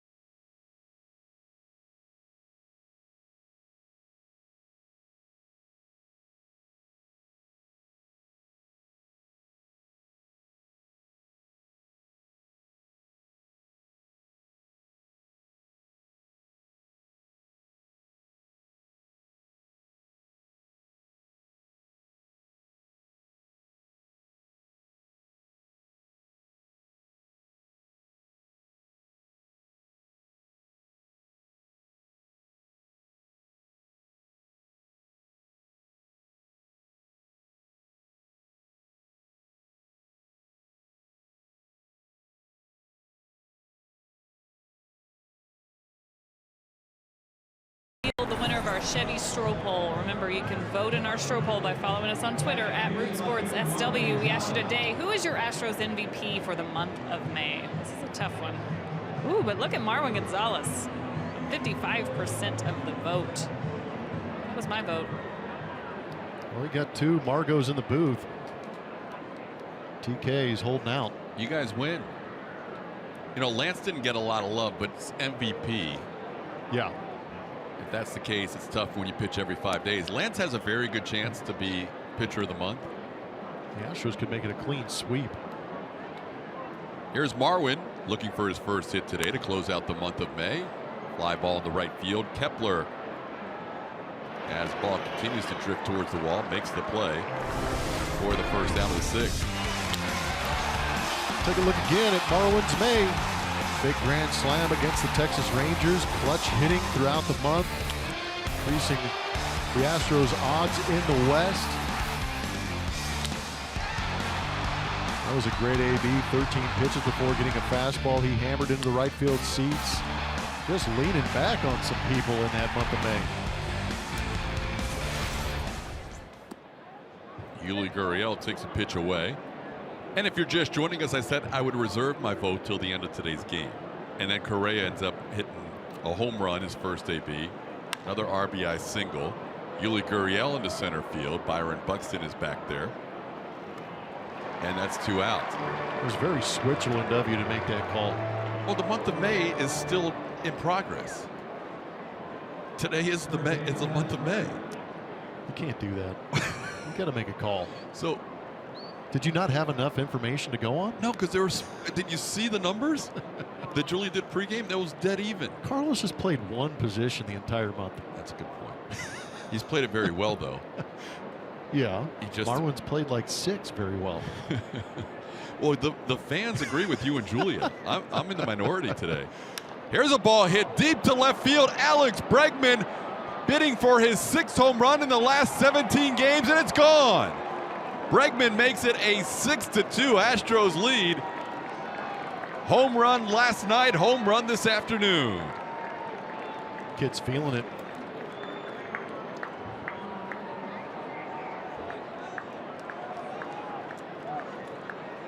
Santiago looking to try and cruise through this 6th inning. Makes a mistake, and Alex Bregman makes him pay. Gosh, that fastball just leaked right down the middle, and Alex Bregman was all over it. Elevate to celebrate. 3rd home run allowed by Santiago today. Correa, Springer, and now Bregman. Here's Carlos's reaction to the home run.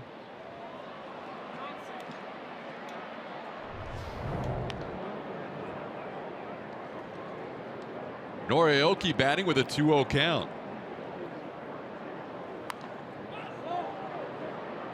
Out of play. It's 2-1. Nori has walked and stolen a base.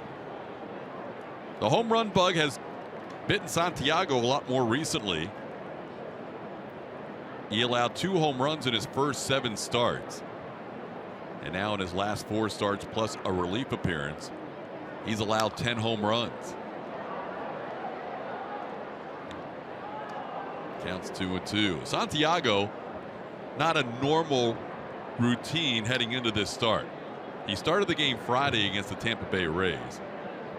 Came on to pitch the 15th inning of the game Sunday. Gave up 2 home runs. After he had thrown his bullpen session earlier that morning, Norioki on with a little ground ball that found its way into center field. So pitched on Friday, pitched on Sunday out of the bullpen. Here he is pitching again on Wednesday. Yeah, that's a lot to ask of a pitcher, especially an established guy like Hector Santiago trying to give himself up for the team. Next pitch will be number 100. I've got to think he is on a pretty close leash at this point. They do have bullpen action going. Santiago has retired Jake Marisnick on a pop-up and a strikeout. So the Astros tacking on a run in the 5th on a home run by George Springer, a run in the 6th on a home run by Alex Bregman. Now lead at 6-2.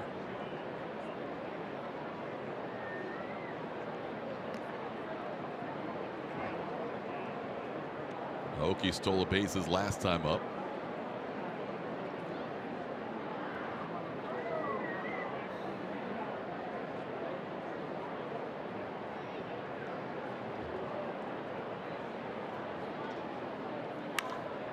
Jake sends one high in the air, shallow right. Dozier out. The second baseman calls for it and puts it away. That'll end the inning, but the Astros add to their lead. It's now 6-2 on Alex Bregman's 6th home run of the year.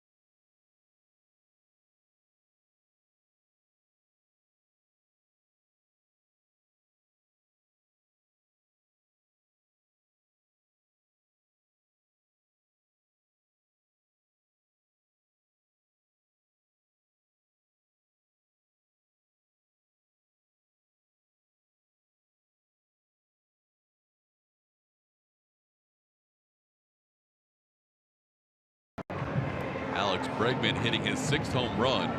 That run started a couple of Sunday nights ago against the New York Yankees. 17 games ago to be precise. Didn't have a home run before that second game of the doubleheader, and now he has 6 in 17 games. Robbie Grossman, the former Astro, will lead things off. Twins trailing 6-2. James Hoyt in his second full inning of work misses to Grossman outside 1-0. Grossman hit into a double play and struck out against Houston starter David Paulino.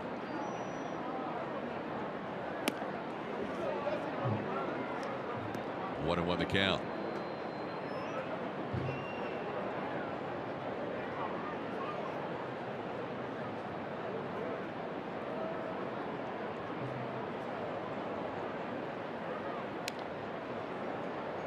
Ideally, Hoyt will get through this inning for A.J. Hinch. That's the master plan. At that point, A.J. can go to a 7, 8, 9 guys if he likes. Off day tomorrow. And a series with the Texas Rangers beginning on Friday. Rangers have a night game tonight and tomorrow night. Swing and a miss. Grossman goes down. Second strikeout for James Hoyt. 1 out in the 6th. Julia?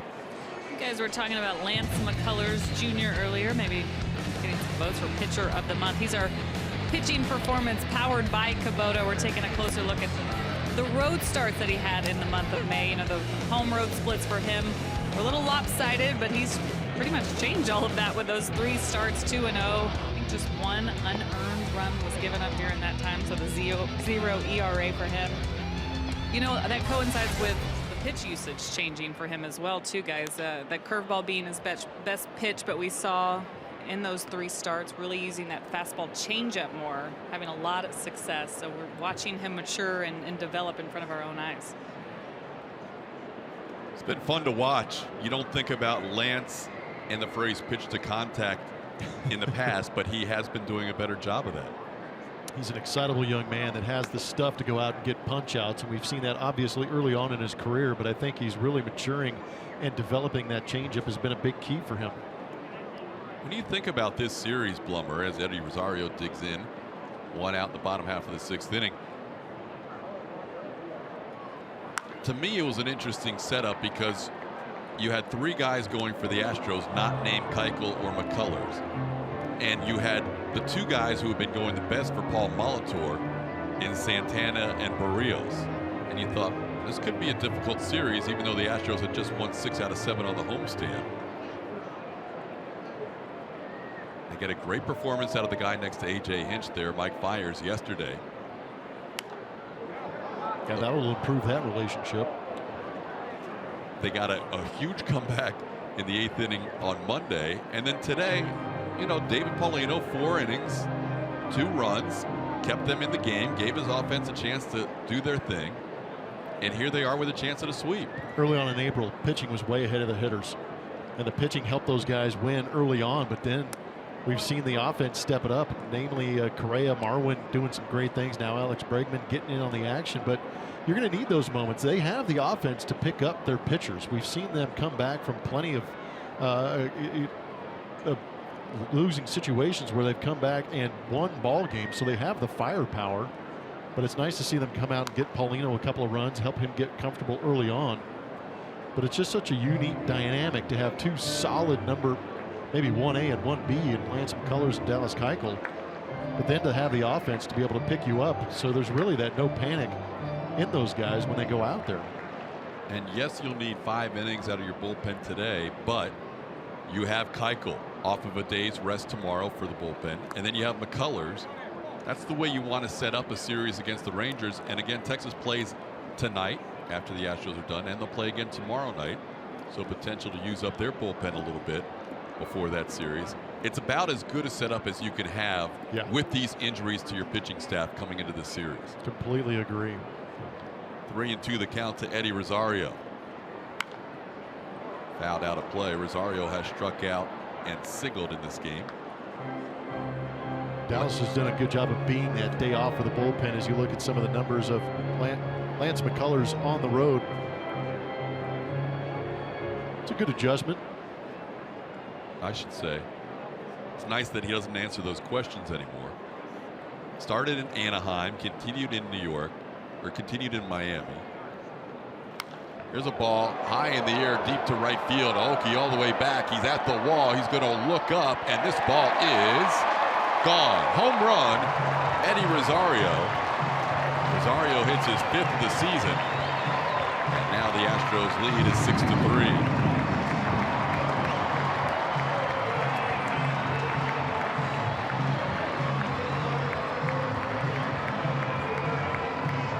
A hanger from James Hoyt. See that split finger just flutter up out over the plate. Rosario gets the head out of it, or gets the head out, hits it out of here.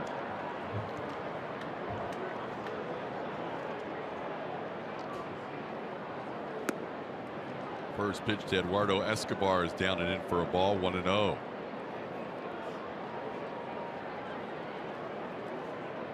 When Hoyt pitched in that game Sunday against the Orioles, he did allow 1 run in an inning. That was a home run by Mark Trumbo.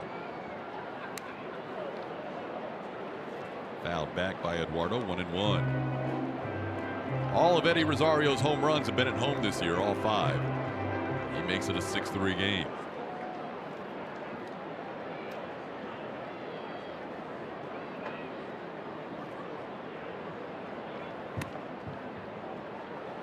Twins happy to have Escobar back. He was missing from the game yesterday with Sano sick and Escobar out of town.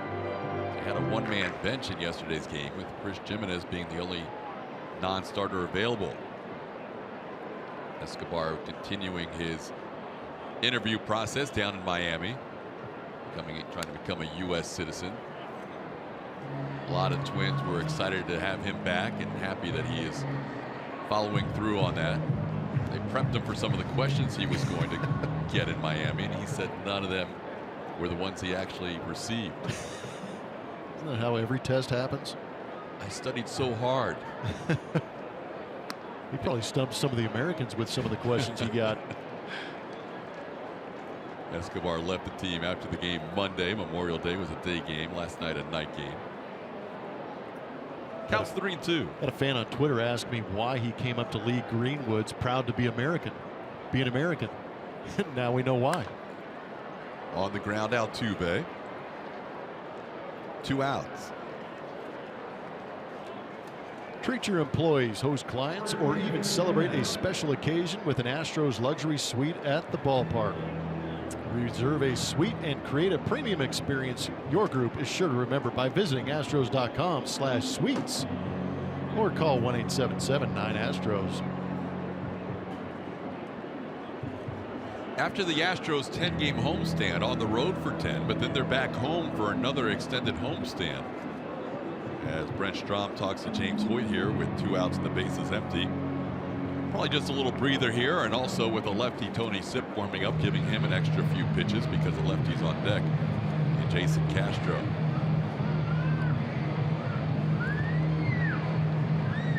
A week from tomorrow, we'll wrap up the road trip in Kansas City, and then June 9th, 10th, 11th, the Angels are in town, followed by the Rangers, then a day off, and the Boston Red Sox.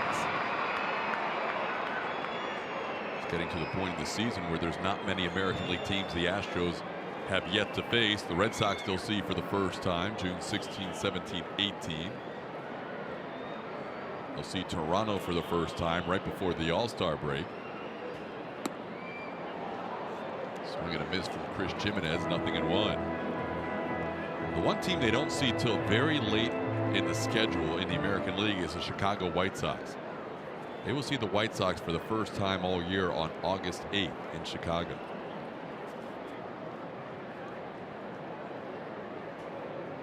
Jimenez struck out and walked. Next pitch misses away. It's 1-1.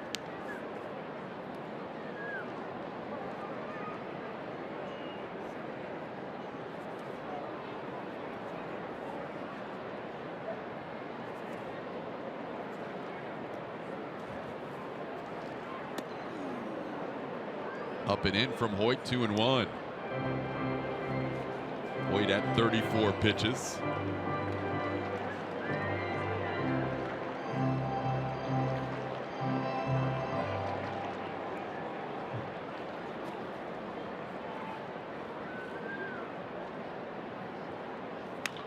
Line drive. That's a base hit off the bat of Jimenez. He's on base for the second time. 2-out base runner in the 6th. With a lefty due up and a lefty warming in the bullpen, A.J. Hinch jumps out of the dugout. That'll be the last batter that James Hoyt will face. We'll tell you about Tony Sipp when we come back.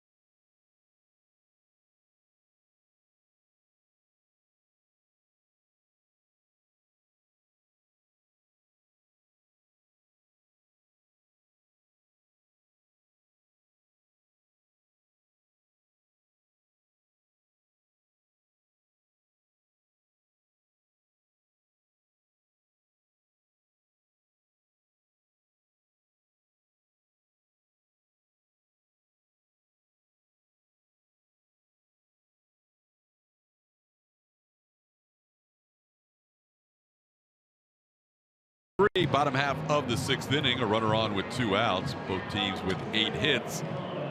Out of the Astros bullpen, taking over for James Hoyt is the left-hander Tony Sipp. Tony Sipp doing a good job against lefties, keeping him at 233, making his 17th appearance. He's also having himself a good May. How about the numbers against right-handers with that .095 batting average against? Last time he was out there, pitched against those Baltimore Orioles in that game. He went 1 inning, had a punch out, also gave up a hit through 19 pitches. The first guy he will face, he knows very well. Jason Castro, Astros catcher for 6 seasons, digs in against Tony Sipp. Jimenez on first base with 2 outs.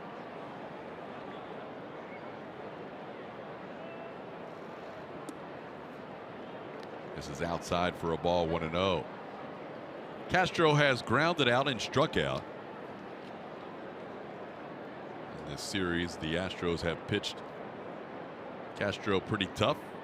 Did have a double last night in the 9th inning against Michael Phillies. Into center field, sending Marisnick all the way back. Jake is looking up, and this ball's gone. 2-run home run, Jason Castro.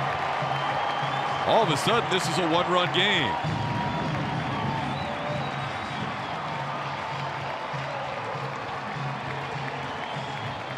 Elevated fastball, and Jason Castro didn't miss it.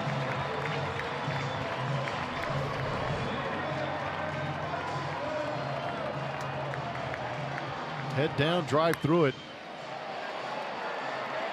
Castro, the ex-Astro, doing damage. 4th home run of the year for Castro, his first against a left-hand pitcher.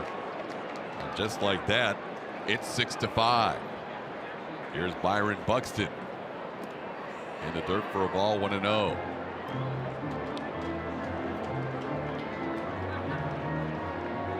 Hoyt's line is complete. Inning and 2/3, 3 hits, 2 runs charged to Hoyt.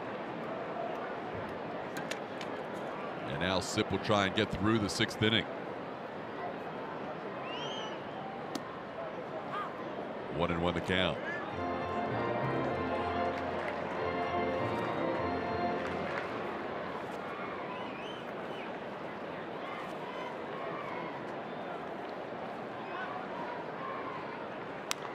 On the ground towards third, Bregman makes the play. The throw over in time. Sipp gets Buxton to end the inning. The Twins make it interesting with a 3-run 6th.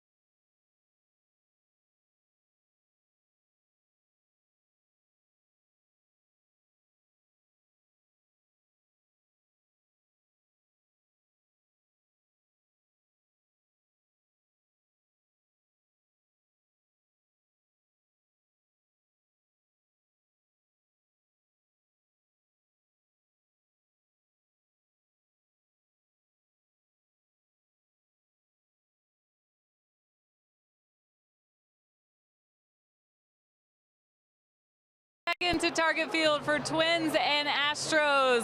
A lot of great local foods here in Minnesota. We got to check out the State Fair food yesterday, but this is also one of the new features they have here at Target Field. It's the curd marchek. This is from a local restaurant, the Marchek's restaurant. All right, it's a lot like poutine, I'm told. I haven't tried it yet, but Polish sausage cheese curds in there. There's some pepper jack on top, and then, of course, the brown gravy. I'm going to give it a shot. Maybe I'll bring some up to you guys if it's really tasty. Looks pretty good. To you. You look at it. You looked at it. I spent too much time in Montreal. I know all about this poutine thing, and I'm not a fan. So you will not go. I'm going to pass. Ryan Presley, the new pitcher for Minnesota. We head to the 7th. Presley ran into some trouble here on Monday afternoon. That might be the greatest understatement in all of humanity. he went a third of an inning and gave up 5 earned runs. First batter he faces is George Springer, one of the few Astros he didn't face on Monday's game. Presley walked Josh Reddick, hit Jose Altuve. Correa base hit, Beltran squibbing infield hit. Also Marwin Gonzalez had a 2 RBI base hit while Presley was in there. Springer hit the ball very hard his last time up. Georgia scored 3 runs in today's game. He has 3 of the 6 Astros runs scored. Walk, single, home run number 12. He's the new team home run leader after leading most of the way early in the season. That last exit velocity was about as high as we've seen all year long. 114.2. Have to look back at it. Yeah, 114.2 miles an hour. Twins bullpen has been throwing a lot of innings and not effective innings lately. That ball's hammered deep to left center field. This ball's heading towards the upper deck, almost into the 3rd deck. Springer crushes one, and the Astros lead 7-5 on their 4th home run of the game. 2nd for George. Good Lord.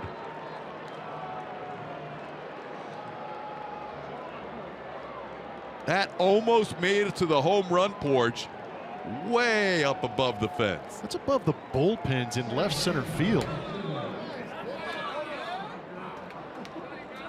That's about as pure as you can hit a baseball. My goodness.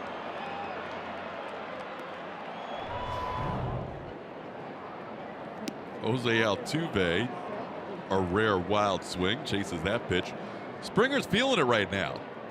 114 off the bat, and then that launch job into almost the 3rd deck here at Target Field.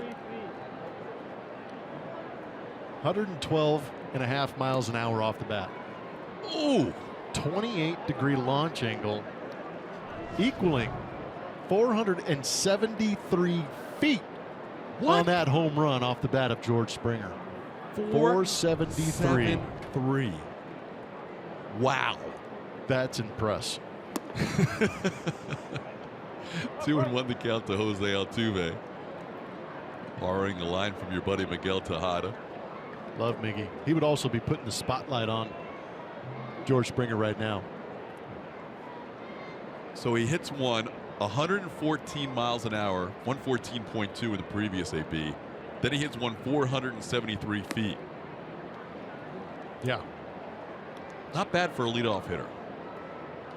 That's where it landed, right below that U.S. Bank home run porch sign. Yeah, just above that 233 sign.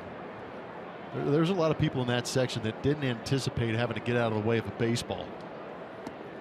Altuve, after chasing the first pitch, draws a walk. The Shiner Light Blonde spotlight falls on Jose Altuve. Right here at Target Field, the kid's been swinging the bat very nicely. 13 games at this ballpark, and again, he has not gone hitless in Target Field. That explains the batting average and the OBP. Sorry, I stuttered when I looked at that OBP being 516. That means he's getting on base 51% of the time. Almost 52. Spraying the ball all over the place, driving it out of the ballpark, and you know what that leads to when he's on base. He's usually scoring runs, too. Tomorrow's a scheduled off day for the Astros. If there was a way Altuve could find a game here at Target Field, he would play in it. You ain't lying. A little stall tactic as the bullpen was working with Carlos Correa coming to the plate. After a meeting at the mound with the catcher, now the manager, Paul Molitor, comes out to the mound. He'll take the ball from Ryan Presley. We'll tell you about the new Twins reliever when we come back in this 7-5 Astros lead.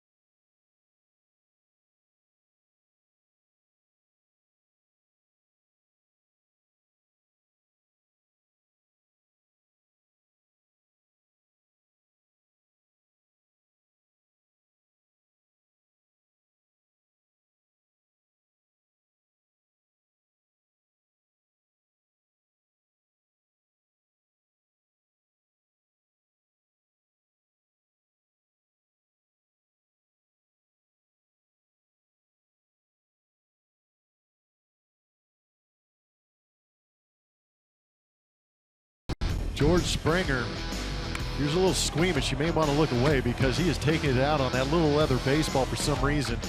We know that George has prodigious pop. We saw a high exit velocity on a low angle, and then we saw high velocity on a much higher launch angle, and that led to a 473-foot home run for George Springer. And both of those happening in his last two ABs.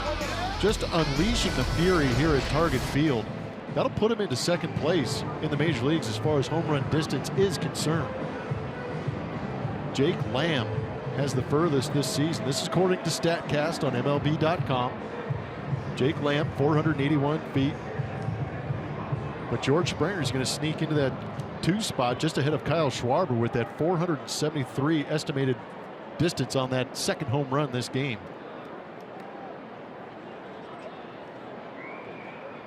So here's Carlos Correa as he faces the new Twins pitcher. Tyler Duffy on here in the 7th inning. Starts him off with a breaking ball for a strike. 0-1. Correa, part of the home run barrage today, also has driven in a run on a single. He has a home run and 3 runs batted in.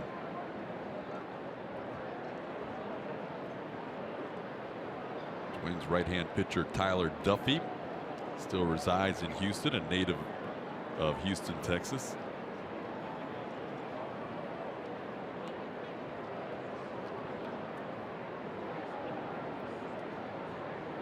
It's not too often you feel bad for a guy pitching in the big leagues, but Ryan Presley, for me, I'm feeling a little bit bad for that kid. He's thrown a third of an inning against the Astros, and he's responsible for the runner on first base, and 6 runs have already been driven in against him in this series. A third of an inning has been recorded by him. He was used in Friday's game and Sunday's game extensively over the weekend against the Tampa Bay Rays. Here's a look at Duffy, Bel Air High School product, and also went to Rice University 2010 through 2012. Misses to Correa, 1-1. Fastball, changeup, curveball.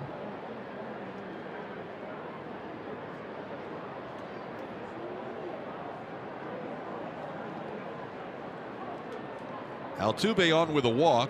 That was the last batter Presley would face.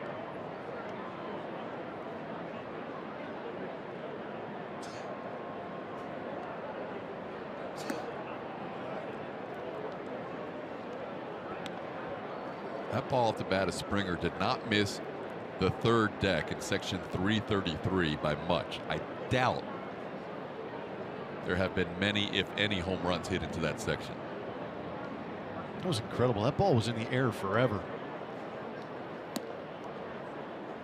Pitch away. It's 3-1. You shouldn't have to run when you hit the ball that far.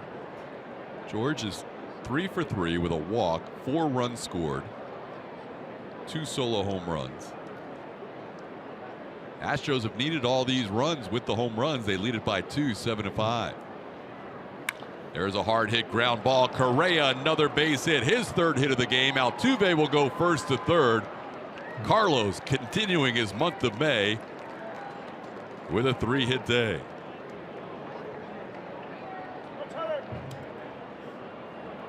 These guys enjoy hitting here at Target Field, continuing to crank out the hits, crank out the runs. But Carlos isn't going to miss that pitch, especially as well as he's been swinging the bat in the month of May.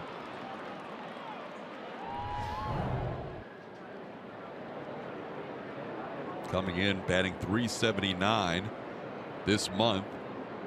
Add a 3 for 4 to that total. Also has 7 home runs this month. Here's Evan Gattis, RBI opportunity with 1st and 3rd, and nobody out. Infield in halfway. The pitch is a called strike, 0-1.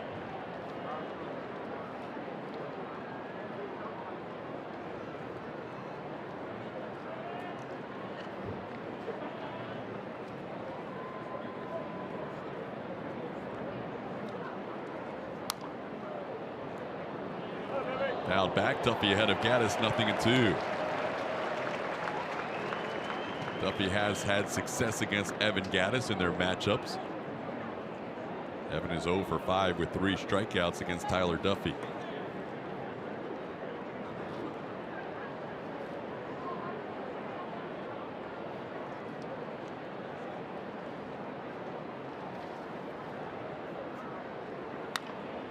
In the air, right field. That is a fair ball down the line.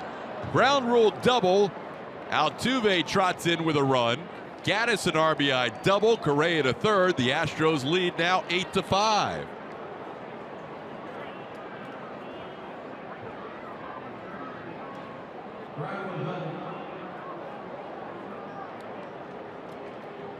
It's been 49 ABs since Evan Gattis has gone deep, and I'm not sure you're going to hear him complain. And that is danger zone right there against Evan Gattis. Up in the zone, able to get on top of it, hammer it, and just land that right on the right field line.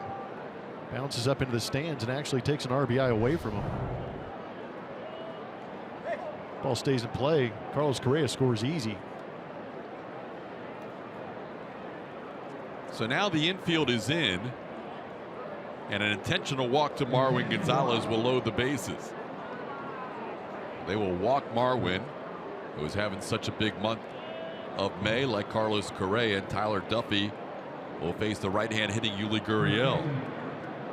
As you saw earlier when we showed you that graphic, Yuli's hit right-handers a lot better than left-handers this year. He was 0 for 3 against the left-hander Hector Santiago, hitting over 300 against right-hand hitters. Or right-hand pitchers, I should say. Bases loaded, nobody out for Yuli. Breaking ball called strike.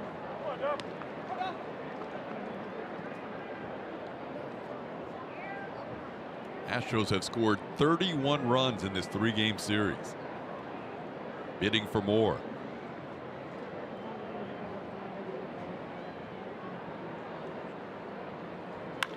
On the ground, base hit with the infield drawn in. Correa scores. Gattis being sent home.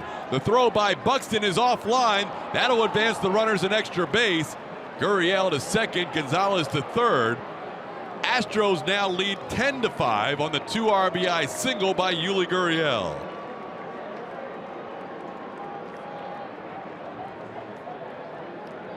Offensive totals just exploding for the Houston Astros. Another double-digit run scoring day for them here at Target Field. The infield is in, creates tough angles, and like you said, Todd, Yuli has great numbers against right-handed pitchers, and namely because he's so good at going back up the middle. So a hard hit ground ball sneaks through easily, giving him a couple of RBIs, and then with the ball flying around, Astros advancing another 90 feet. Then you've got a high-risk guy in Alex Bregman coming up, so you can't sit back and relax at all against this Astros lineup.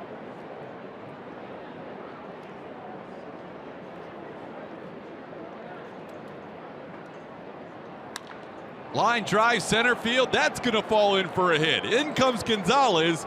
Yuli to third.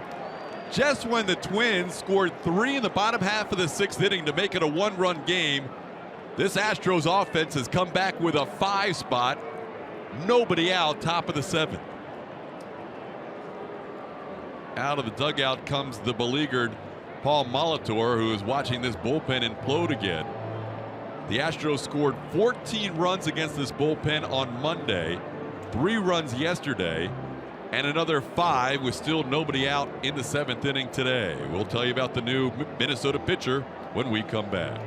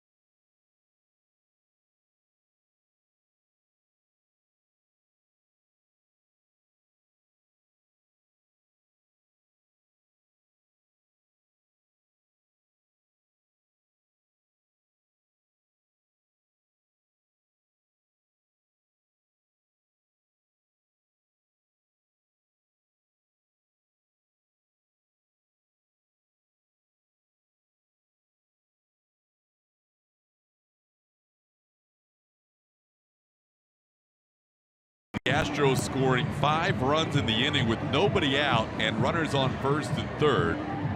Minnesota will go to the bullpen for their 3rd relief pitcher of this inning.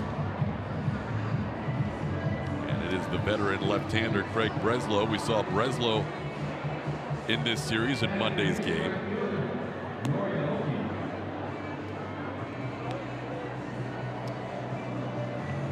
He will face Nora Aoki, the first batter. The left-hander he will face. The Twins bullpen has allowed Blummer in this series in 6 innings of work 22 runs. Take off your gloves, your shoes, and then ask a friend to do the same thing in order to try and figure out their ERA. That's unbelievable. 22 runs in 6 innings, and there's runners on first and third. Do you think that their relievers know what high-stress innings are now?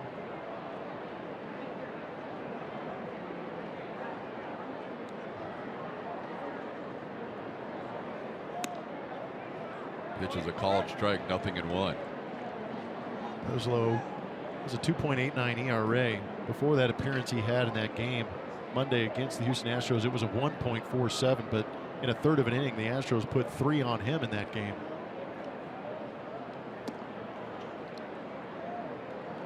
The things the Astros are doing late in games and doing to this Twins bullpen, and yes, they were a tired bullpen coming in, but it's been a remarkable series, scoring runs late.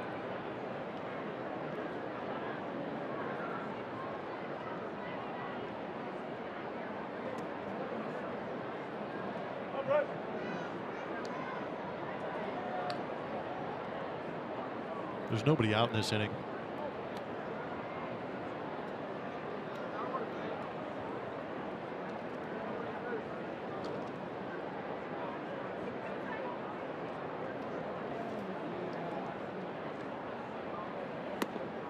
(3-1).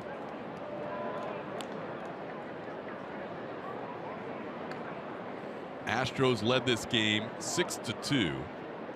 Twins put up a 3 spot in the bottom half of the 6th inning, including a home run by Jason Castro. But then the Astros just stormed back and score 5 in the 7th. Twins fans watching this series, and they're trying to chase the Cleveland Indians in the AL Central, are trying to figure out, how did Houston lose 5 out of 6 to any team, especially the team that we're trying to beat in the Central. The Indians, the one team that have had the Astros number this year.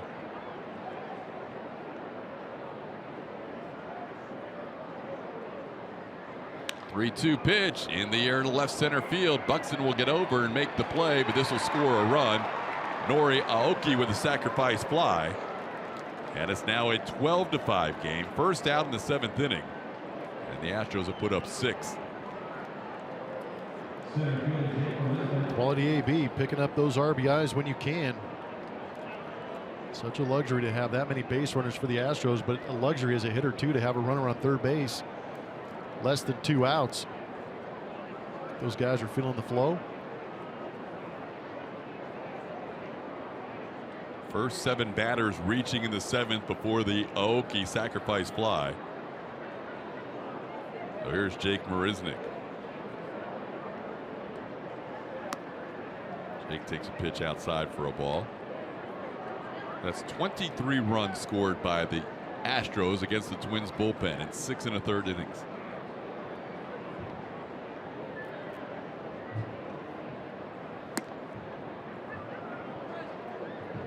Coming into this series, the Astros were averaging just below 6 runs a game on the road. They're now closing in on around 6.5 runs a game on the road. That is a ridiculous number. I don't know how else to state it. Anything over 5 is good. Is outstanding. You don't see too many teams able to pull that off, let alone get that high. And it's not like we're talking about 130 runs in the first 21 games. We are a third the way through the season now. Astros putting up phenomenal numbers on the road this year. Here's a fly ball to center field. Byron Buxton's there for out number 2. 16 on Monday, 7 yesterday, and another dozen today. 35 runs scored in this series, 23 of them against the Twins bullpen. The guy who started this inning with a 473-foot bomb to left center field will bat for the 2nd time in the 7th. George Springer. He has home runs in back-to-back at bats.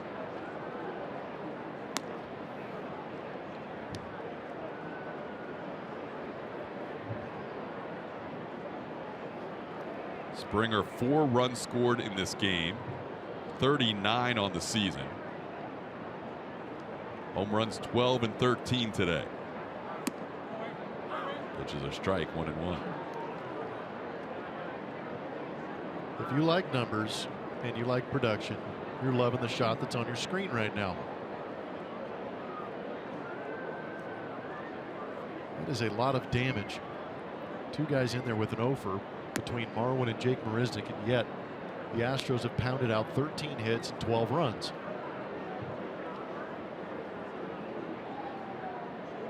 One of your best hitters in May has done nothing today, yet they have scored a dozen.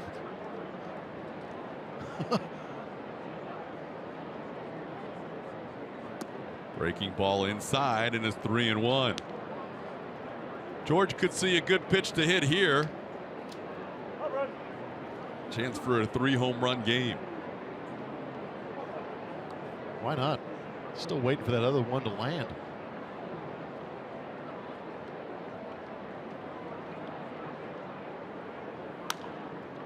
Towards right field, he'll take it. A little cue shot, base hit. George has been on base all 5 times today. 2 singles, a walk, and 2 home runs. It's his 2nd hit of the inning. Is that your new DH? That'll help the DH numbers for sure. Absolutely. All kinds of OPS on the day for George Springer. Altuve scored a couple of runs, 1 for 3 with a walk.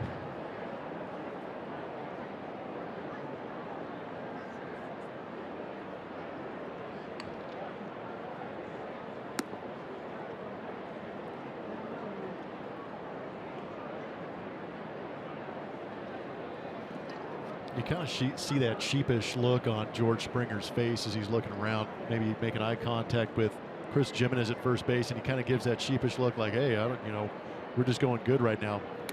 And that's the external. Internally, these guys are loving every second of it. They don't have any remorse about what they're doing to this Twins bullpen. Having these kinds of stretches throughout the course of a season don't come by often. And if you're on the positive side of it, you relish every single minute of it. And you try and get more. We talk about it all the time, being greedy. Today was a day off. The three biggest acquisitions for the Astros in the offseason were Carlos Beltran, Brian McCann, Josh Reddick. They all had the day off. The veterans let the young guys do their thing. And it's a 14-hit, 12-run outburst. You think they're enjoying the show?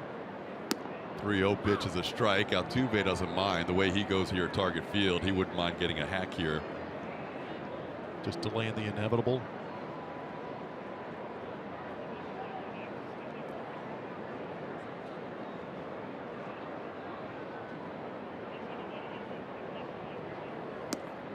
Close pitch. He takes it outside. Ball 4.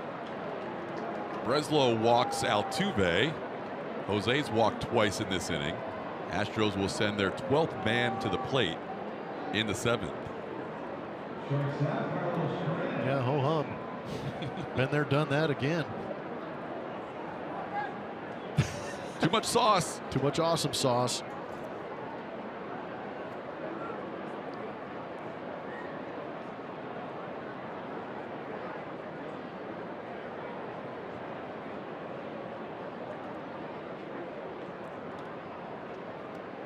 Carlos Correa with the bases loaded. Takes a strike. Correa, we have chronicled his month of May, wrapping up the month with a 3-hit, 3 RBI game to this point. Bats with the bases loaded.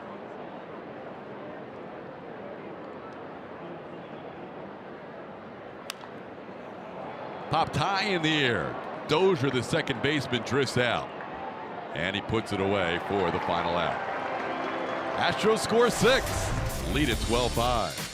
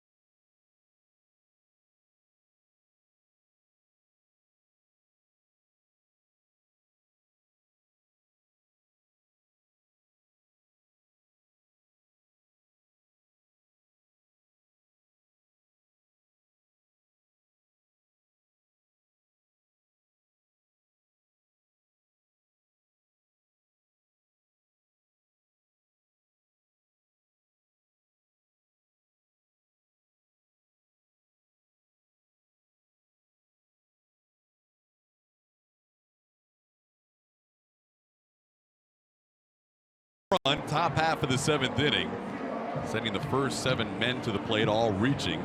Now lead at 12-5. 7th inning stretch time here at Target Field, and we'll get the chance to see the major league debut of left-hander Ramin Gudwan. Gudwan, a left-hander. See his numbers down there in AAA, 3-3.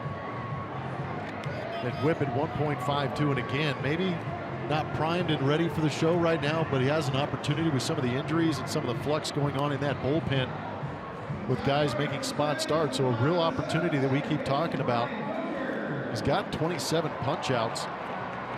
Lanky left-hander, fastball, a little bit of a breaking ball. He does have that wrinkle in there. But welcome to the show. A nice cushion that the Astros have given to him. Yeah, that 6-run inning in the top half allows Gudwan to make his debut here. 6-5 game turned into a 12-5 game.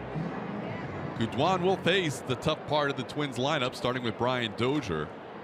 Top of the lineup, Dozier hitting a home run in this game against the starter David Paulino. He's 2 for 3. So the first batter Gudwan faces is Dozier, and he starts him with a strike. 96-mile-an-hour strike. Hello.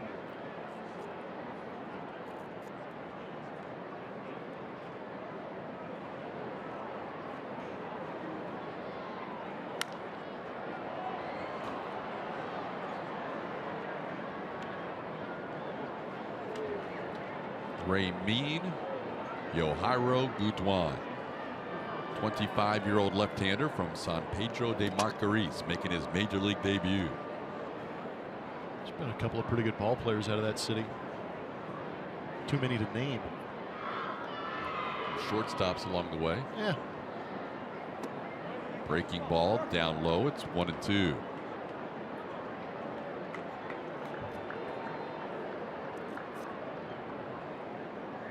Saw a 96-mile-an-hour fastball. Saw him try and throw that breaking ball, that slider, to get the strikeout. Ahead 1-2 on Dozier. There's that breaking ball again at 88. 2-2.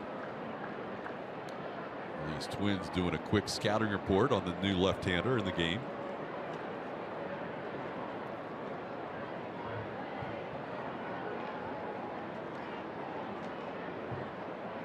Gudwan 20 appearances at the AAA level. And he gets the first batter he faces. Brian Dozier swinging. Strikes out the first batter in his first Major League Baseball appearance, and that ball will go to the Astros dugout. Pretty cool.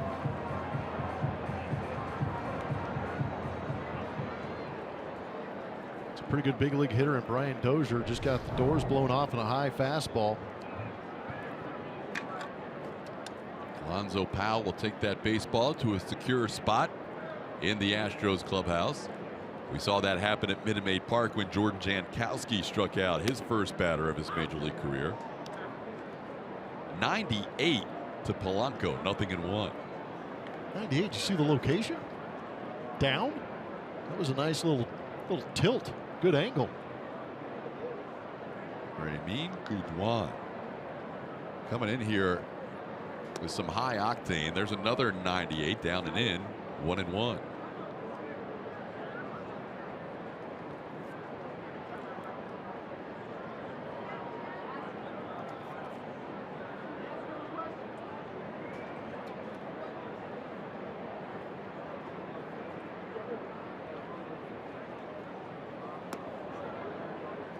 Two balls and a strike.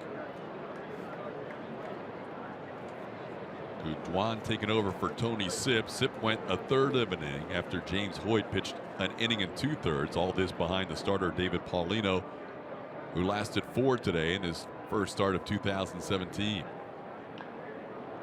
Towards Correa into center field, base hit off the bat of Jorge Polanco. He's a 1-out base runner in the 7th.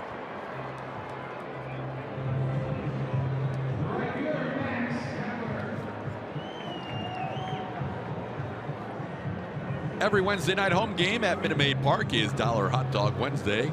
You can crush all the dollar dogs you can eat on Wednesday nights by visiting Astros.com/dollardogs or calling 1-877-9-ASTROS.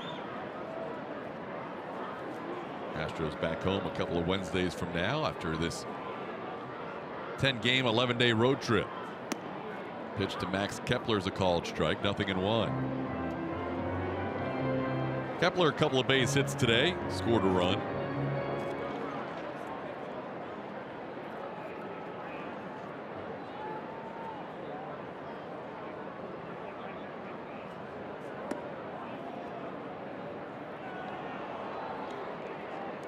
Kepler tried to check down on the count, 0-2.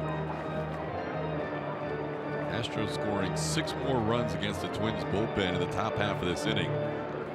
23 runs scored in 7 innings of work in this 3-game series against the Twins pen. 0-2 pitch, called third strike. 98 dotted for a called third. 2 strikeouts for Gudwan. That looked as uncomfortable up here as it did to Max Kepler. It's just heat pinpointed on that outside corner, right in the glove of Evan Gattis. Somebody in the Twins dugout right now is saying, I thought this guy had a 5.5 ERA at AAA. That was AAA. And he's come up here and thrown high octane, sharply hit. Correa down to his knee, makes the play on the sharply hit ground ball off the bat of Robbie Grossman. He's retired, and Goudouin has a shutout inning in his first major league appearance.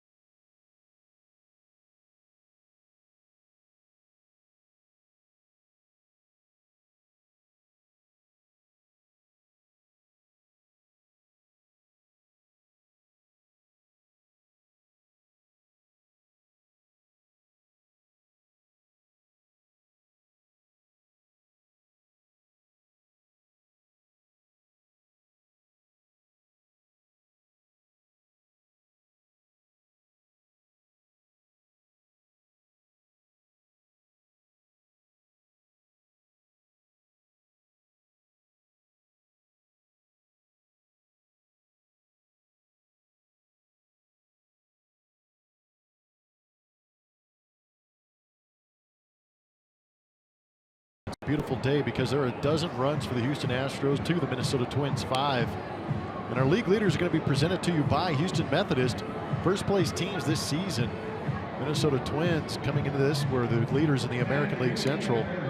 Now you see they're tied for first. That 11-game lead for the Houston Astros. The run differential is what really explains a lot of what the Astros are doing. They are doing a very good job offensively scoring runs. And on the other side, the pitching is doing a good job of keeping the other team from scoring runs. So that run differential matches up with that record for the Houston Astros.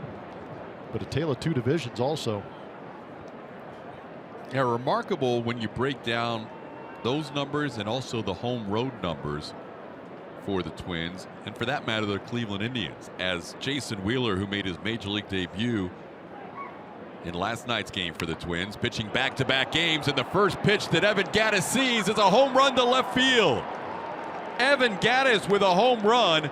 Astros extend their lead to 13-5. Gattis hits his fourth home run of the year. I heard me talking about the 49 ABs since his last home run. It's good to see Evan Gattis drive one out of here. He does have a couple of knocks and RBI on the day, but here, just a good old-fashioned ambush. Down and in with the off-speed from Wheeler and yanked out of this ballpark at Target Field. No quit in the Astros. Keep swinging it. 106.6 miles an hour off the bat. Wheeler gave up 2 runs in last night's game in 2 innings of work. Just called up when the Twins needed some reinforcements in their bullpen a couple of days ago. Here's Marwin Gonzalez. Marwin looking for his first hit. He was intentionally walked his last time. Takes a pitch for a strike, 1-1.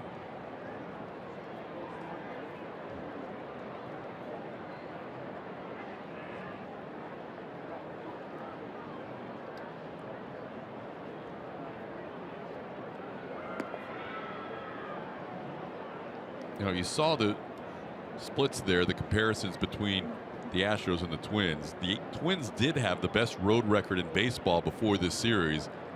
The Astros, by winning the first 2 games, jumped Minnesota. Minnesota's actually got more losses at home than any team in baseball. Yet we're atop the AL Central.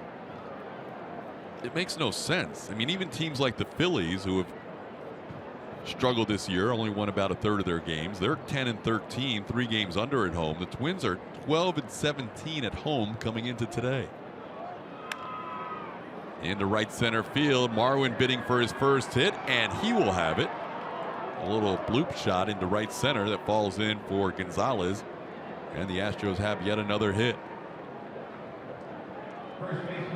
Last 6 games here at Target Field. And I think that top line explains it very nicely. Astros target practice, they have unleashed the offense 7, 15, 10, 16, 7, 13. That is not what the Texans are doing. That is what the Astros are doing.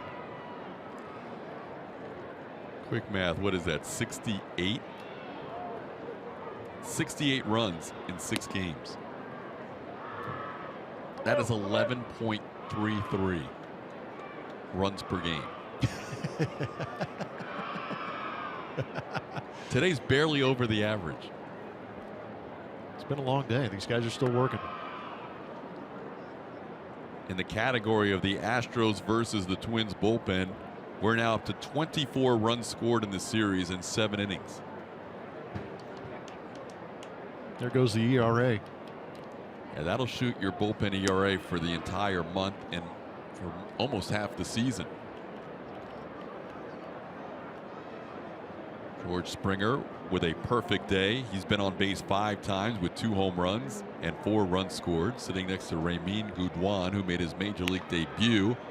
Gurriel hooks one foul on the 3-0 pitch. It's now 3-1. Not sure if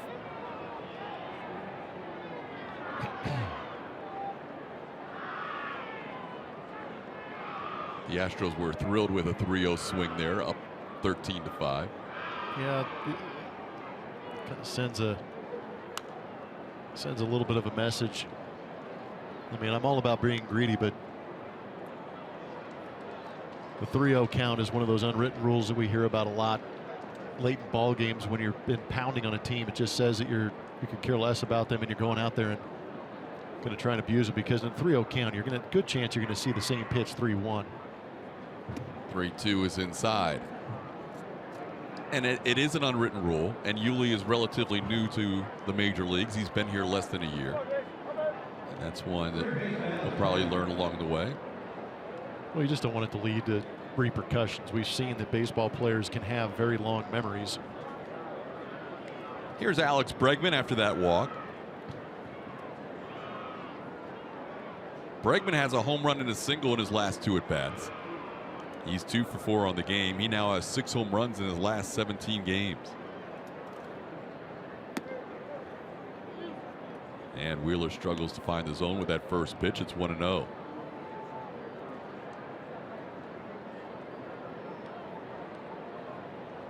Astros have scored in each of the last 4 innings and 6 of the 8 innings today.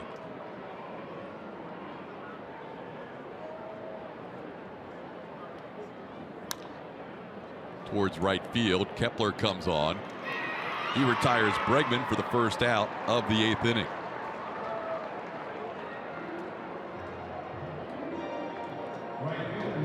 Well, 1 out, a couple of runners on. And the lefty Wheeler will face Norioki.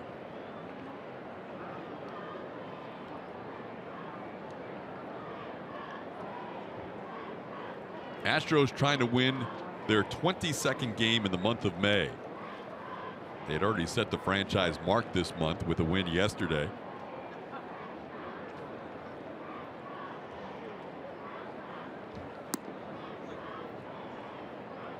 At the end of today's game, the Astros will be 54 games in, which represents 1/3 of the 162 game schedule. So if you do the math, the Astros win this game 38-16. That's a pretty significant pace they're on. Aoki rips one foul into the crowd. It's 1-1. Getting some tweets about that 3-0 comment, and I'm not saying don't get greedy. I'm just saying pace yourself. The 3-0 count is a disrespectful thing to do when you got this big a lead and you've been pounding on a team for that long. The reason I brought it up, Blummer, is because I was watching A.J. Hinch, and I think he was getting some looks from the Minnesota Twins dugout, and he just, asked them, bear with me. It's something that it'll be addressed. Mm-hmm. And it is, like you said, it is a part of the game. It's a part of the growing process and adapting. When a team's down, you don't try and necessarily 8-run game. You're not swinging 3-0. Well, and it's not the first game of the series either. If this had happened on Monday, then you might be like, okay, this is just an anomaly. But they've been doing it for 3 games straight now, just crushing these guys. Aoki beats the relay throw. They get the force on Gurriel. So there's 2 outs in the 8th inning. Look, nobody's asking the Astros not to continue to score. That is absolutely true. You couldn't be more right. Get yours. But what you said is also true in that you're going to see the same pitch 3-1 that you see 3-0.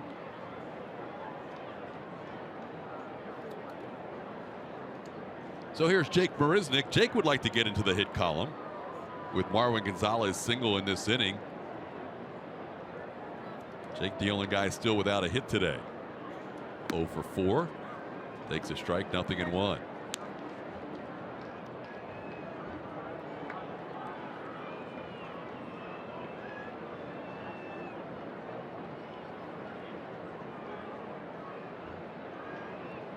The 0-1 pitch is inside for a ball, 1-1.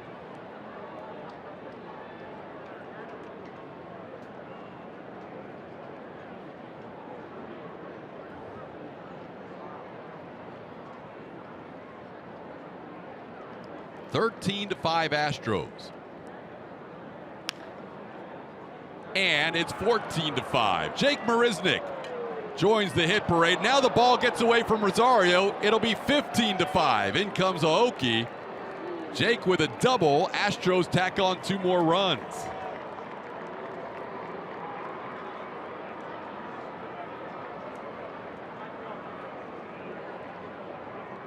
Well, got what you wanted. Jake Marisnick got his knock. Now everybody in that Astros lineup has contributed. No empty spaces for anybody in that Astros lineup.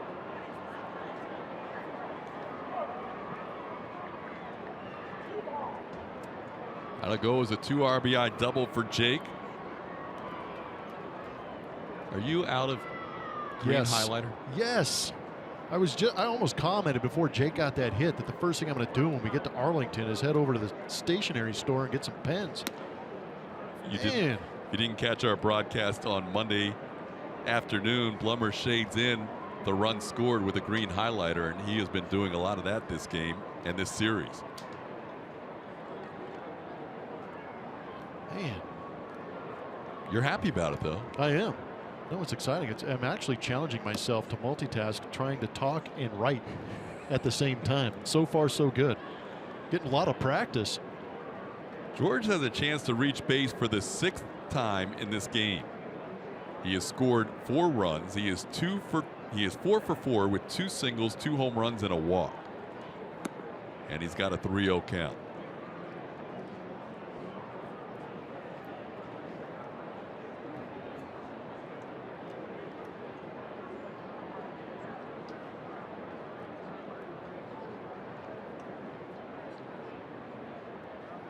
There's George with a 3-0 count taking all the way. And now you've got a chance at 3-1 to do whatever you like.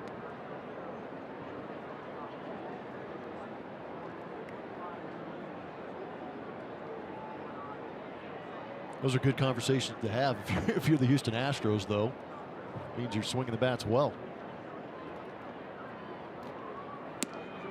Outside, ball 4. George has reached base 6 times in this game.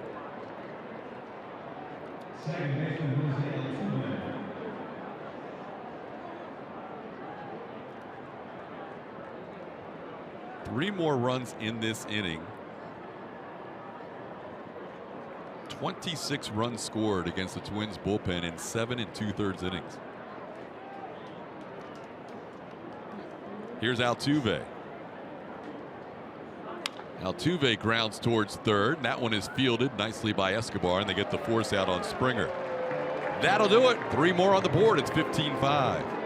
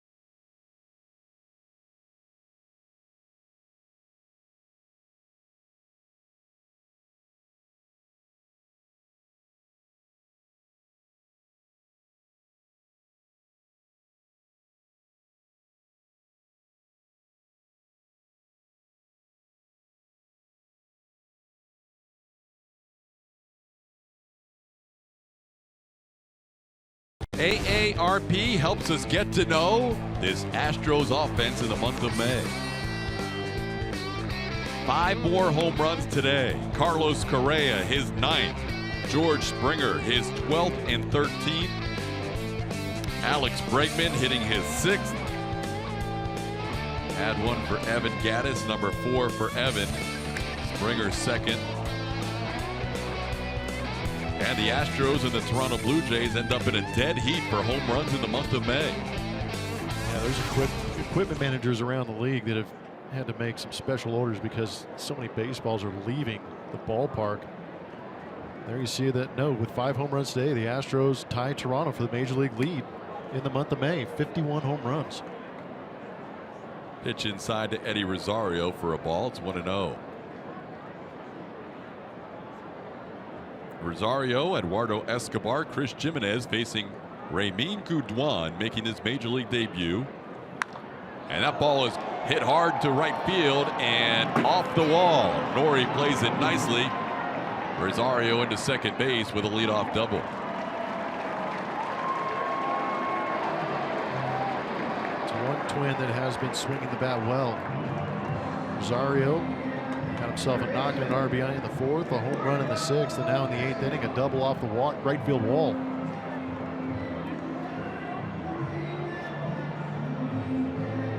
Well, Gattis has a word with Gudwan. Gudwan can go multiple innings and has this year. In his 20 appearances for the Fresno Grizzlies, he has thrown 26 1/3 innings. Now he'll face Eduardo Escobar.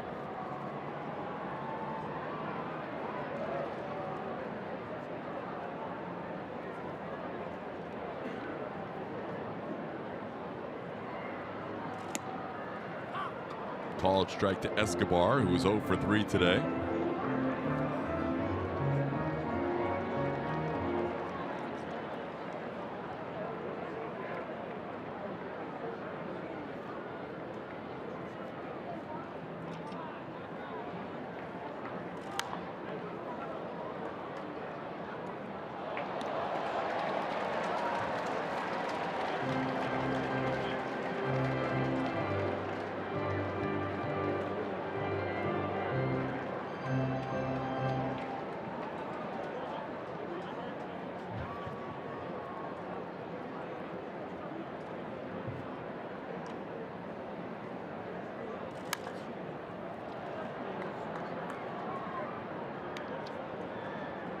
Gudwan ahead 0-2.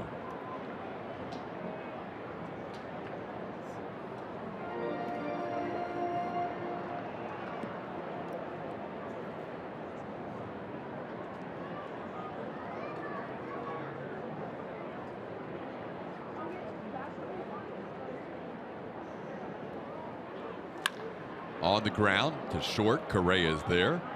That's the first out of the bottom half of the 8th inning. I was looking up if reaching base 6 times in a 9-inning game was any sort of Astros record.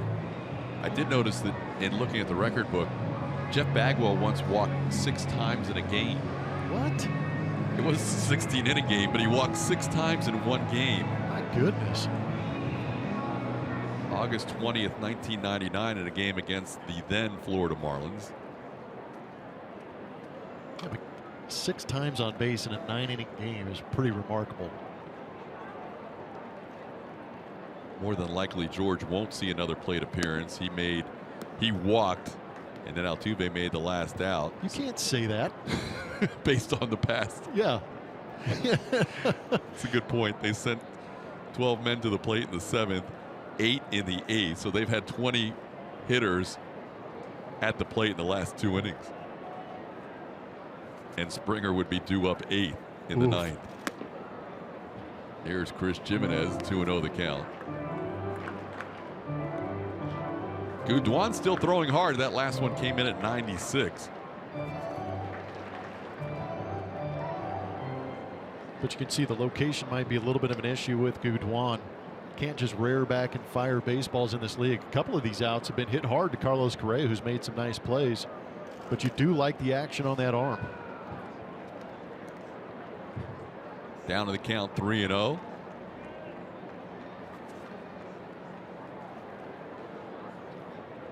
A.J. Hinch and Brent Strom relatively relaxed, but they also don't want to put too many pitches on the young left-hander's arm. He's up to 22 right now, and he will ask for a meeting from Evan Gattis.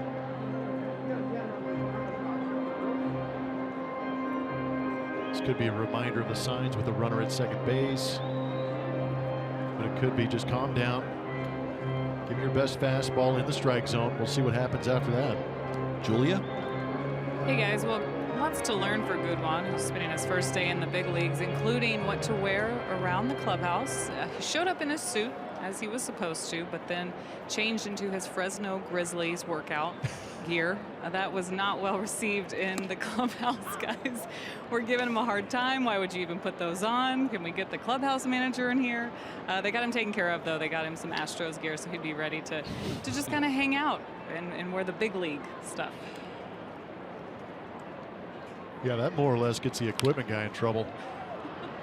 He had on his Fresno Grizzlies shorts like it was no big deal. That does not fly. Well, you know what? And it kind of gives you some insight into these guys. You know, he doesn't know to go ask the equipment guy for, you know, extra shorts or a T-shirt or something like that. Exactly right. And it was to my point about David Paulino earlier in the game. It's just that second time around, knowing what to expect, knowing who to ask, knowing where to go. The little things like that can make you so much more comfortable. It's a good point. 3-2 pitch, down and in, ball 4. A couple of runners on for the Twins. In the bottom half of the 8th inning, Chris Jimenez reaching for the 3rd time today. A couple of walks and a base hit. Julia, did you try the cheese curds? I did. It sounds like you're right with Plummer on this. She confirmed it for me. I'm not a big cheese curd fan to begin with, but we got to give it a shot while we're here. You are a gamer. We saw that in Seattle. I actually do appreciate the fact that she will try it. I'll give it a shot. I am an absolute no on certain things, but she will give it the effort. I was all about the mini donuts, though. Oh, man. So how much of that did you dig into? Oh, not very much at all. You eat it with that little wooden thing? Right. Why do they give you Why do they give you a tongue depressor?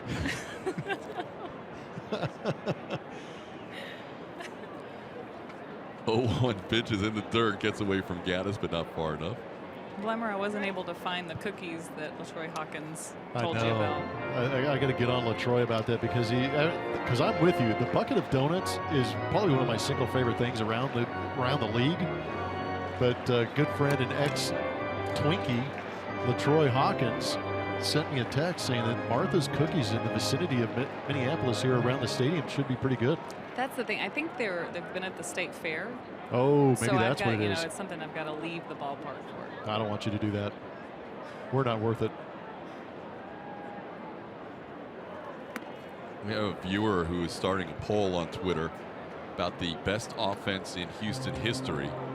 He's got this year's Astros, the '93 Oilers, the '85 Houston Gamblers, and the 2011 Houston Cougars. These are football scores. Yeah. 15 today, 16 Monday. A couple of 2-point conversions on Memorial Day.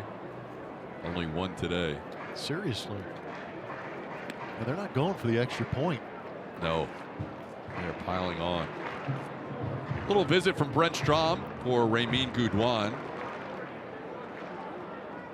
Trying to convince his young left-hander about the importance of attacking the zone. It's a Jerry Glanville offense. There's a swing and a miss on a 96-mile-an-hour fastball. It's 2-2. Jason Castro hitting a home run his last time up, a 2-run home run. At that time, all of a sudden we had a game. It was 6-5. 9 runs later, Castro batting with 2 on in a slightly less significant at bat than he thought after his home run.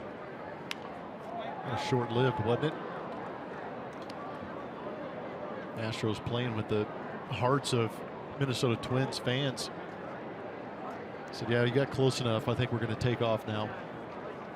I mean, the reality is, and the Twins have been a great story here through the first 50 games, but the reality is they were playing much better than even they might have anticipated coming out of spring training.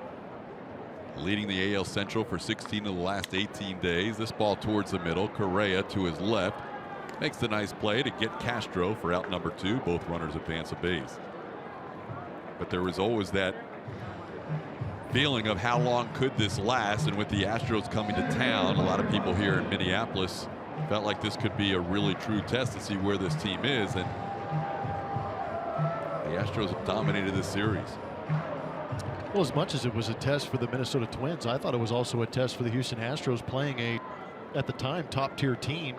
Still tied for first in the American League Central are the Twins, but having the back end of the Astros rotation coming in here facing 2 of the best pitchers in the American League, and they come out with double-digit scoring opportunities and are able to bide their time and get the pitch counts up on Santana and Barrios and eventually get to the bullpen is what's impressive. Byron Buxton, the batter, he is 1 for 3 with a stolen base. But there's a definite sense around the Astros that when they do take the field, they believe they are going to take it to you. And today it's been the top of the order primarily. We have seen games dominated by the middle of the order, the bottom third of the order. You know, Bregman's got his 6 home runs here in the last 17 games, all from the bottom of the order. Brian McCann with a day off, even though he's got a bat.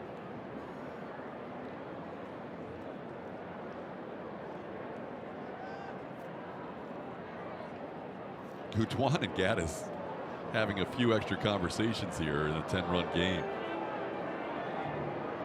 Ramina had 0-2 on Byron Buxton.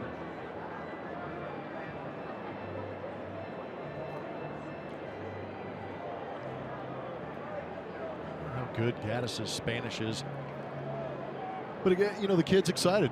Gudwan making an appearance, gets to go multiple innings here in a big league ball game.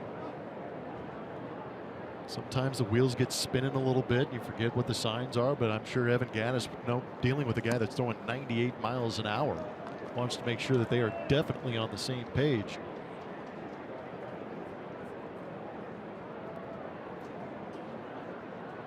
I would think that final inning will either be Gudwan's 3rd inning, or if he wants to get Ken Giles some work, who hasn't pitched since Friday, even though it's a 10-run game, he might throw Giles out there. We'll see.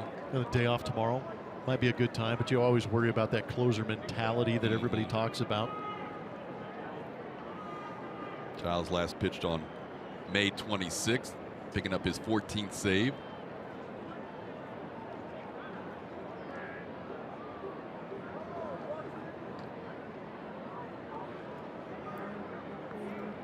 Gudwan allowing a single in the 7th. He's allowed a double and a walk in this inning, trying to work through the 8th.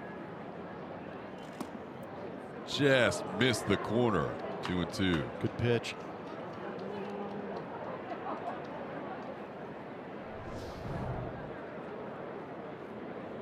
Nasty slider down and in. Might have locked Buxton up, even though it looks like he took it pretty good.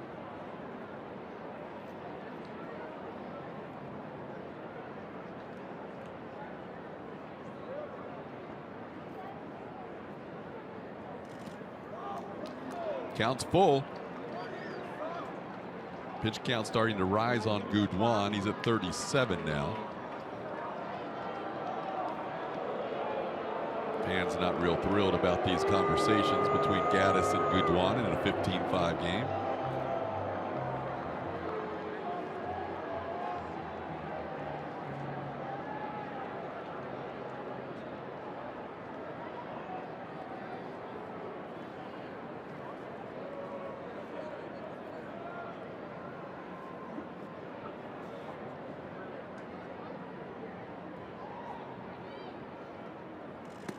Ball 4 gets away. Wild pitch will score a run. Gudwan's going to chase it all the way down himself in front of the Twins dugout. Well, it's now a 15-6 game on the walk and wild pitch.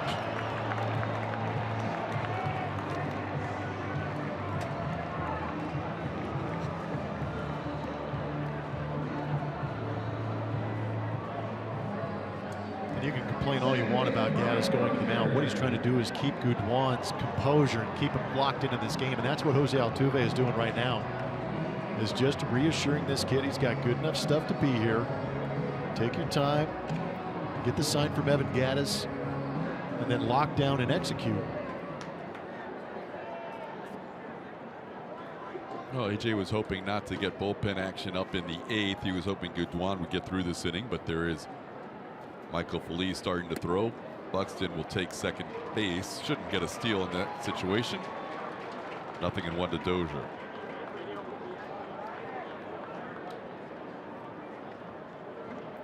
Offensive indifference is the ruling. Dozier's 2 for 4 with a home run.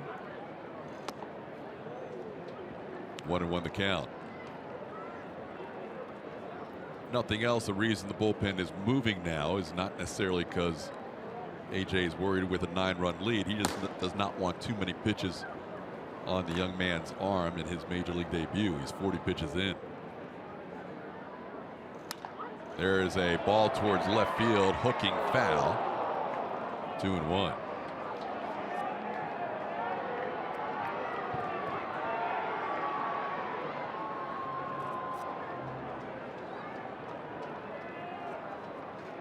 Astros with 15 runs today. They scored 16 on Memorial Day. A couple of afternoon games here in Minneapolis. AJ Hinch's squad has put up 31 runs in those 2-day games.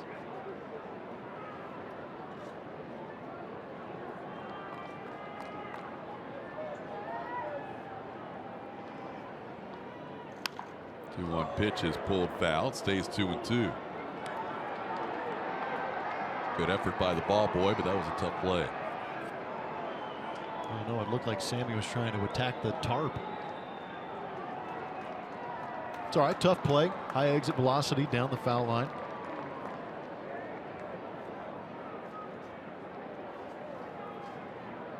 Once again, Gudwan 1 pitch away from getting out of this 8th inning, but facing a tough customer in Brian Dozier. On the ground, sharply hit. Correa picks it on 2 hops and makes the play for the final out of the 8th. 15-6 heading to inning number 9.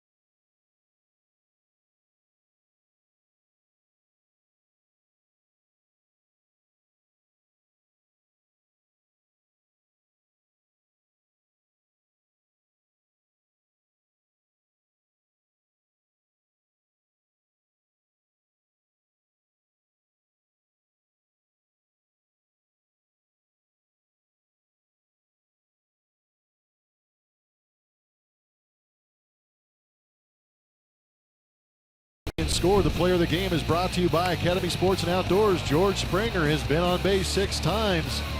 A couple of times he's been able to take a nice leisurely jog around. 2 home runs in this game. That was the first one he saw a bullet to left field.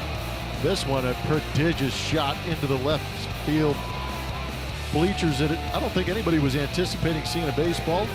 473 feet on that home run for George Springer, but an excellent afternoon. Couple of walks, couple of knocks, couple of home runs. Big day for George out of that DH spot.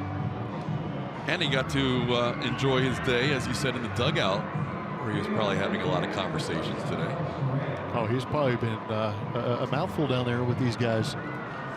First Astro to reach base 6 times since, as you saw, 10 years ago. We're going to see a position player get a chance to pitch here in the 9th inning, as Chris Jimenez, who has pitched in a couple of games already for Paul Molitor, pitches in a 15-6 game in the 9th. He's got a career 7.20 ERA. He's actually appeared in 5 games.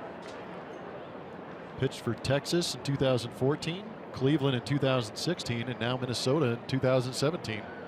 First pitch was 64. Now he's ramped it up to 67. It's 2-0. I think he's bringing the Steve Sparks up there. Maybe a little knuckleball.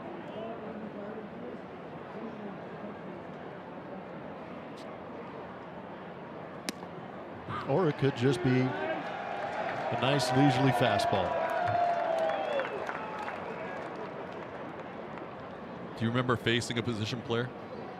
Yes. He was with the St. Louis Cardinals. Correa out in front of this, tops one to shortstop. And that's out number 1. Now it's time for the Unlimited Baseball break, brought to you by T-Mobile. Notable first-round picks in the 2012 draft. First 2 picks of that draft are here in the ballpark today. Carlos Correa went number 1 with the Houston Astros. Byron Buxton for the Minnesota Twins. Zunino and Corey Seager. Gossman, Marcus Stroman. Compensatory pick. Barrios in that draft also. Some big names trying to have an impact for the Twins and Astros. I think the Astros picked right. Hard to argue with that. Evan Gattis bats against Jimenez. The guy they called Jimmy, Chris Jimenez, has appeared in his 3rd game. He's retired all 4 batters he's faced this season, including Correa to start this inning. What for you was, I mean, it's a no-win situation, right? You're expected to do that. You're expected to get a base hit, as Evan Gattis does against Jimenez, but it's basically batting practice speed, right? Well, it's under hitting speed in a game. Even if you put the pitcher 45 feet away, he's throwing harder than Jimenez is right now. That's what's hard. But you're not necessarily facing the guy on the mound. You're facing your pride. You don't want to get put out by a position player who is not a pitcher. Marwin will bat here. Pitch inside to him. It's 1-0. And I want to say it was Aaron Miles. That's who you might have faced? Yeah, with the St. Louis Cardinals. Got a knock. There you go. Yep. And a big sigh of relief when I turned first. They keep listing his pitches on the scoreboard here as changeups. But he's only thrown with a high velocity of 67.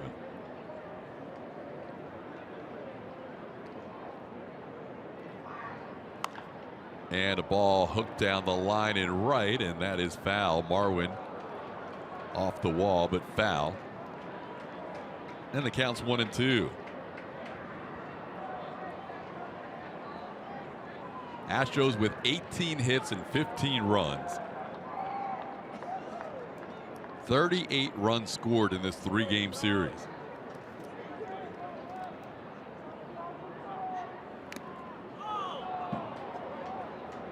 '81. Reaching back. All of a sudden, 67 went to 81, and Jimenez looks back on the scoreboard and sees that MPH.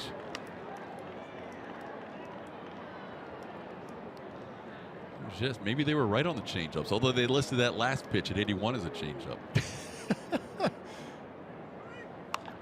Marwin deep to right field. Kepler back to the wall. He looks up, and this ball is gone. Home run, Marwin Gonzalez. his 12th home run of the season. The Astros add 2 more to the total. It's now 17-6. Marwin closing out the month of May in style. Does that help at all for your vote? Yes. You're going to stick with Carlos? Yes. That a boy. In case you're wondering what Plummer's talking about, we had a Stro poll today about who should win the Player of the Month for the month of May. Marwin Gonzalez won the fan vote, also won Julian Blummer's vote. I said I would wait to see who had a better game today. While Marwin just added to his total a 2-hit game with 2 RBIs. Carlos has a home run and 3 RBIs and a good defensive play. Yuli to deep right center field. Byron Buxton on the track makes the play. Out number 2.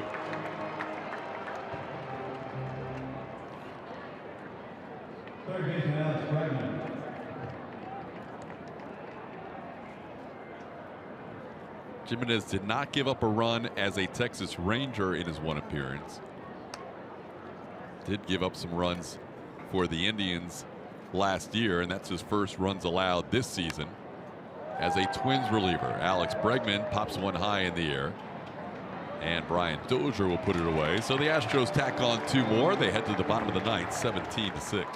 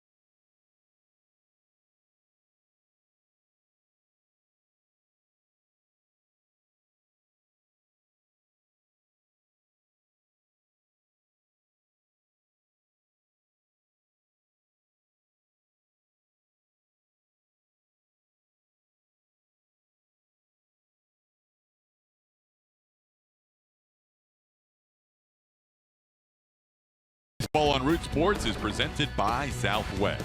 Yes to low fares with nothing to hide. That's transparency. Beautiful afternoon in Minneapolis, Minnesota, where the Astros lead 17-6.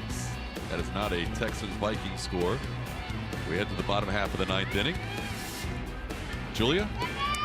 Hey, Todd. Michael Felice on the mound for the Houston Astros, who I caught up with just a couple of days ago on just how things have been going for him. And he talks a lot about how much more comfortable he is coming out of the bullpen rather than starting, which he did for a long time before that. But out of the bullpen, we've seen him in a couple of different roles, whether it's to come in and face one hitter with that high velo or the slider, or just to go a couple of innings. We've seen him do it both ways. And he said, for preparing his body, he sticks to the same routine. He wants to be very consistent with his stretching, his cardio, doesn't ever try to change it, even though he's being used more now than maybe earlier in the season. And also, guys, that slider with him, he just continues to work on it and try to be more consistent with it, maybe mechanically.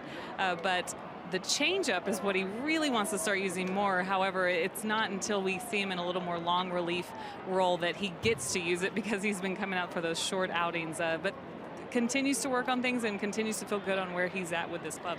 All right, Julia, good stuff. I think maybe today to work on the changeup. I completely agree. It's an 11-run game. If you're ever going to work on it, you only need 3 outs, facing 2, 3, and 4 in the Twins lineup.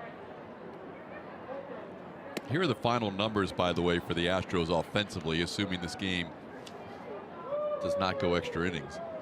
They end up with 27 runs, on the Twins bullpen in 9 innings of work this series. Man. 2 different games, the Astros put up double digits against the bullpen. 14 runs on Monday, 11 runs today. The 14 runs came in 2 innings. The 11 runs came in 3 innings. I think you're talking about numbers that may not have happened before, where you scored against the bullpen double digits twice in a 3-game series. Is the bullpen that bad or are the Astros that good? That's the problem. It's a combination. I think the Twins came in kind of... They were beat up, but they were middle of the road in their bullpen ERA before the Astros scored those 14 on them on Monday. Now, obviously, they were 11th after that game. They're probably closer to 14th now. Swing and a miss. Feliz gets Polanco for the first out in the bottom half of the 9th inning.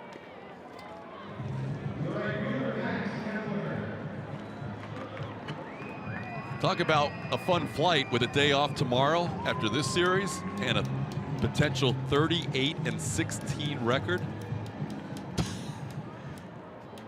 That's good. The Astros have 38 wins if they don't blow an 11-run lead with 2 outs to go. 38 wins with fewer losses than they had last year with 7 wins. They were 7-17 last year to start the season. And right now they're 1 out away from being 38-16.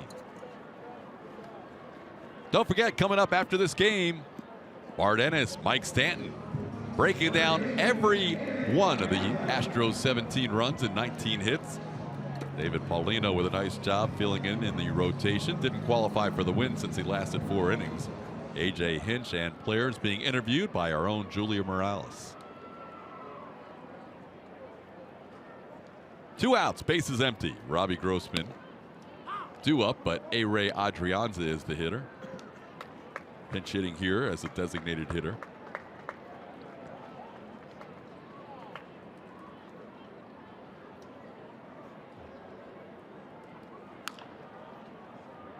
And the Astros 1 out away from a sweep, a 7-game winning streak, which would extend their longest streak of the year, and a 7-game road winning streak.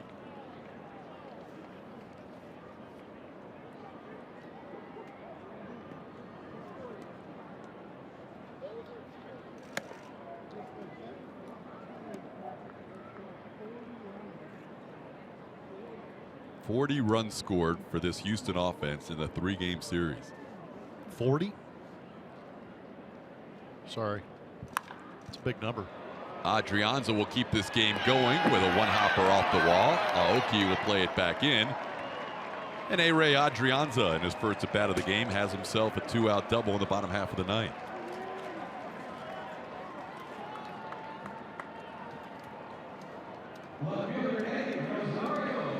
Well, in this game that's not filled with a lot of drama, Eddie Rosario has a chance to hit for the cycle. Rosario's 3 for 4. He has a single, a home run, and a double in this game.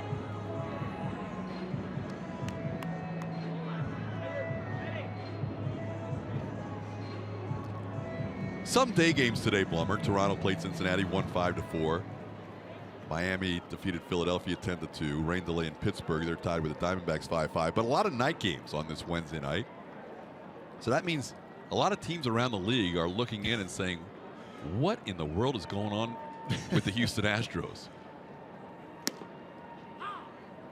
Good for them. You talked about it earlier. It was the series without Dallas Keuchel and Lance McCullers Jr., with Minnesota's 2 best, with Santana and Barrios.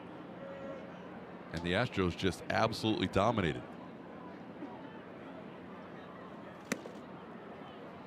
Down 6 going into the 8th inning on Monday. And things have completely turned around since then. I love offense, but I've never seen anything like this. And we've heard quotes from AJ earlier in the season, maybe even around mid-May, where he said that his lineup isn't actually firing as well as he thought they could. I think they are firing as well as they can now. Since that top half of the 8th inning, the Astros scored 38 runs in 20 innings.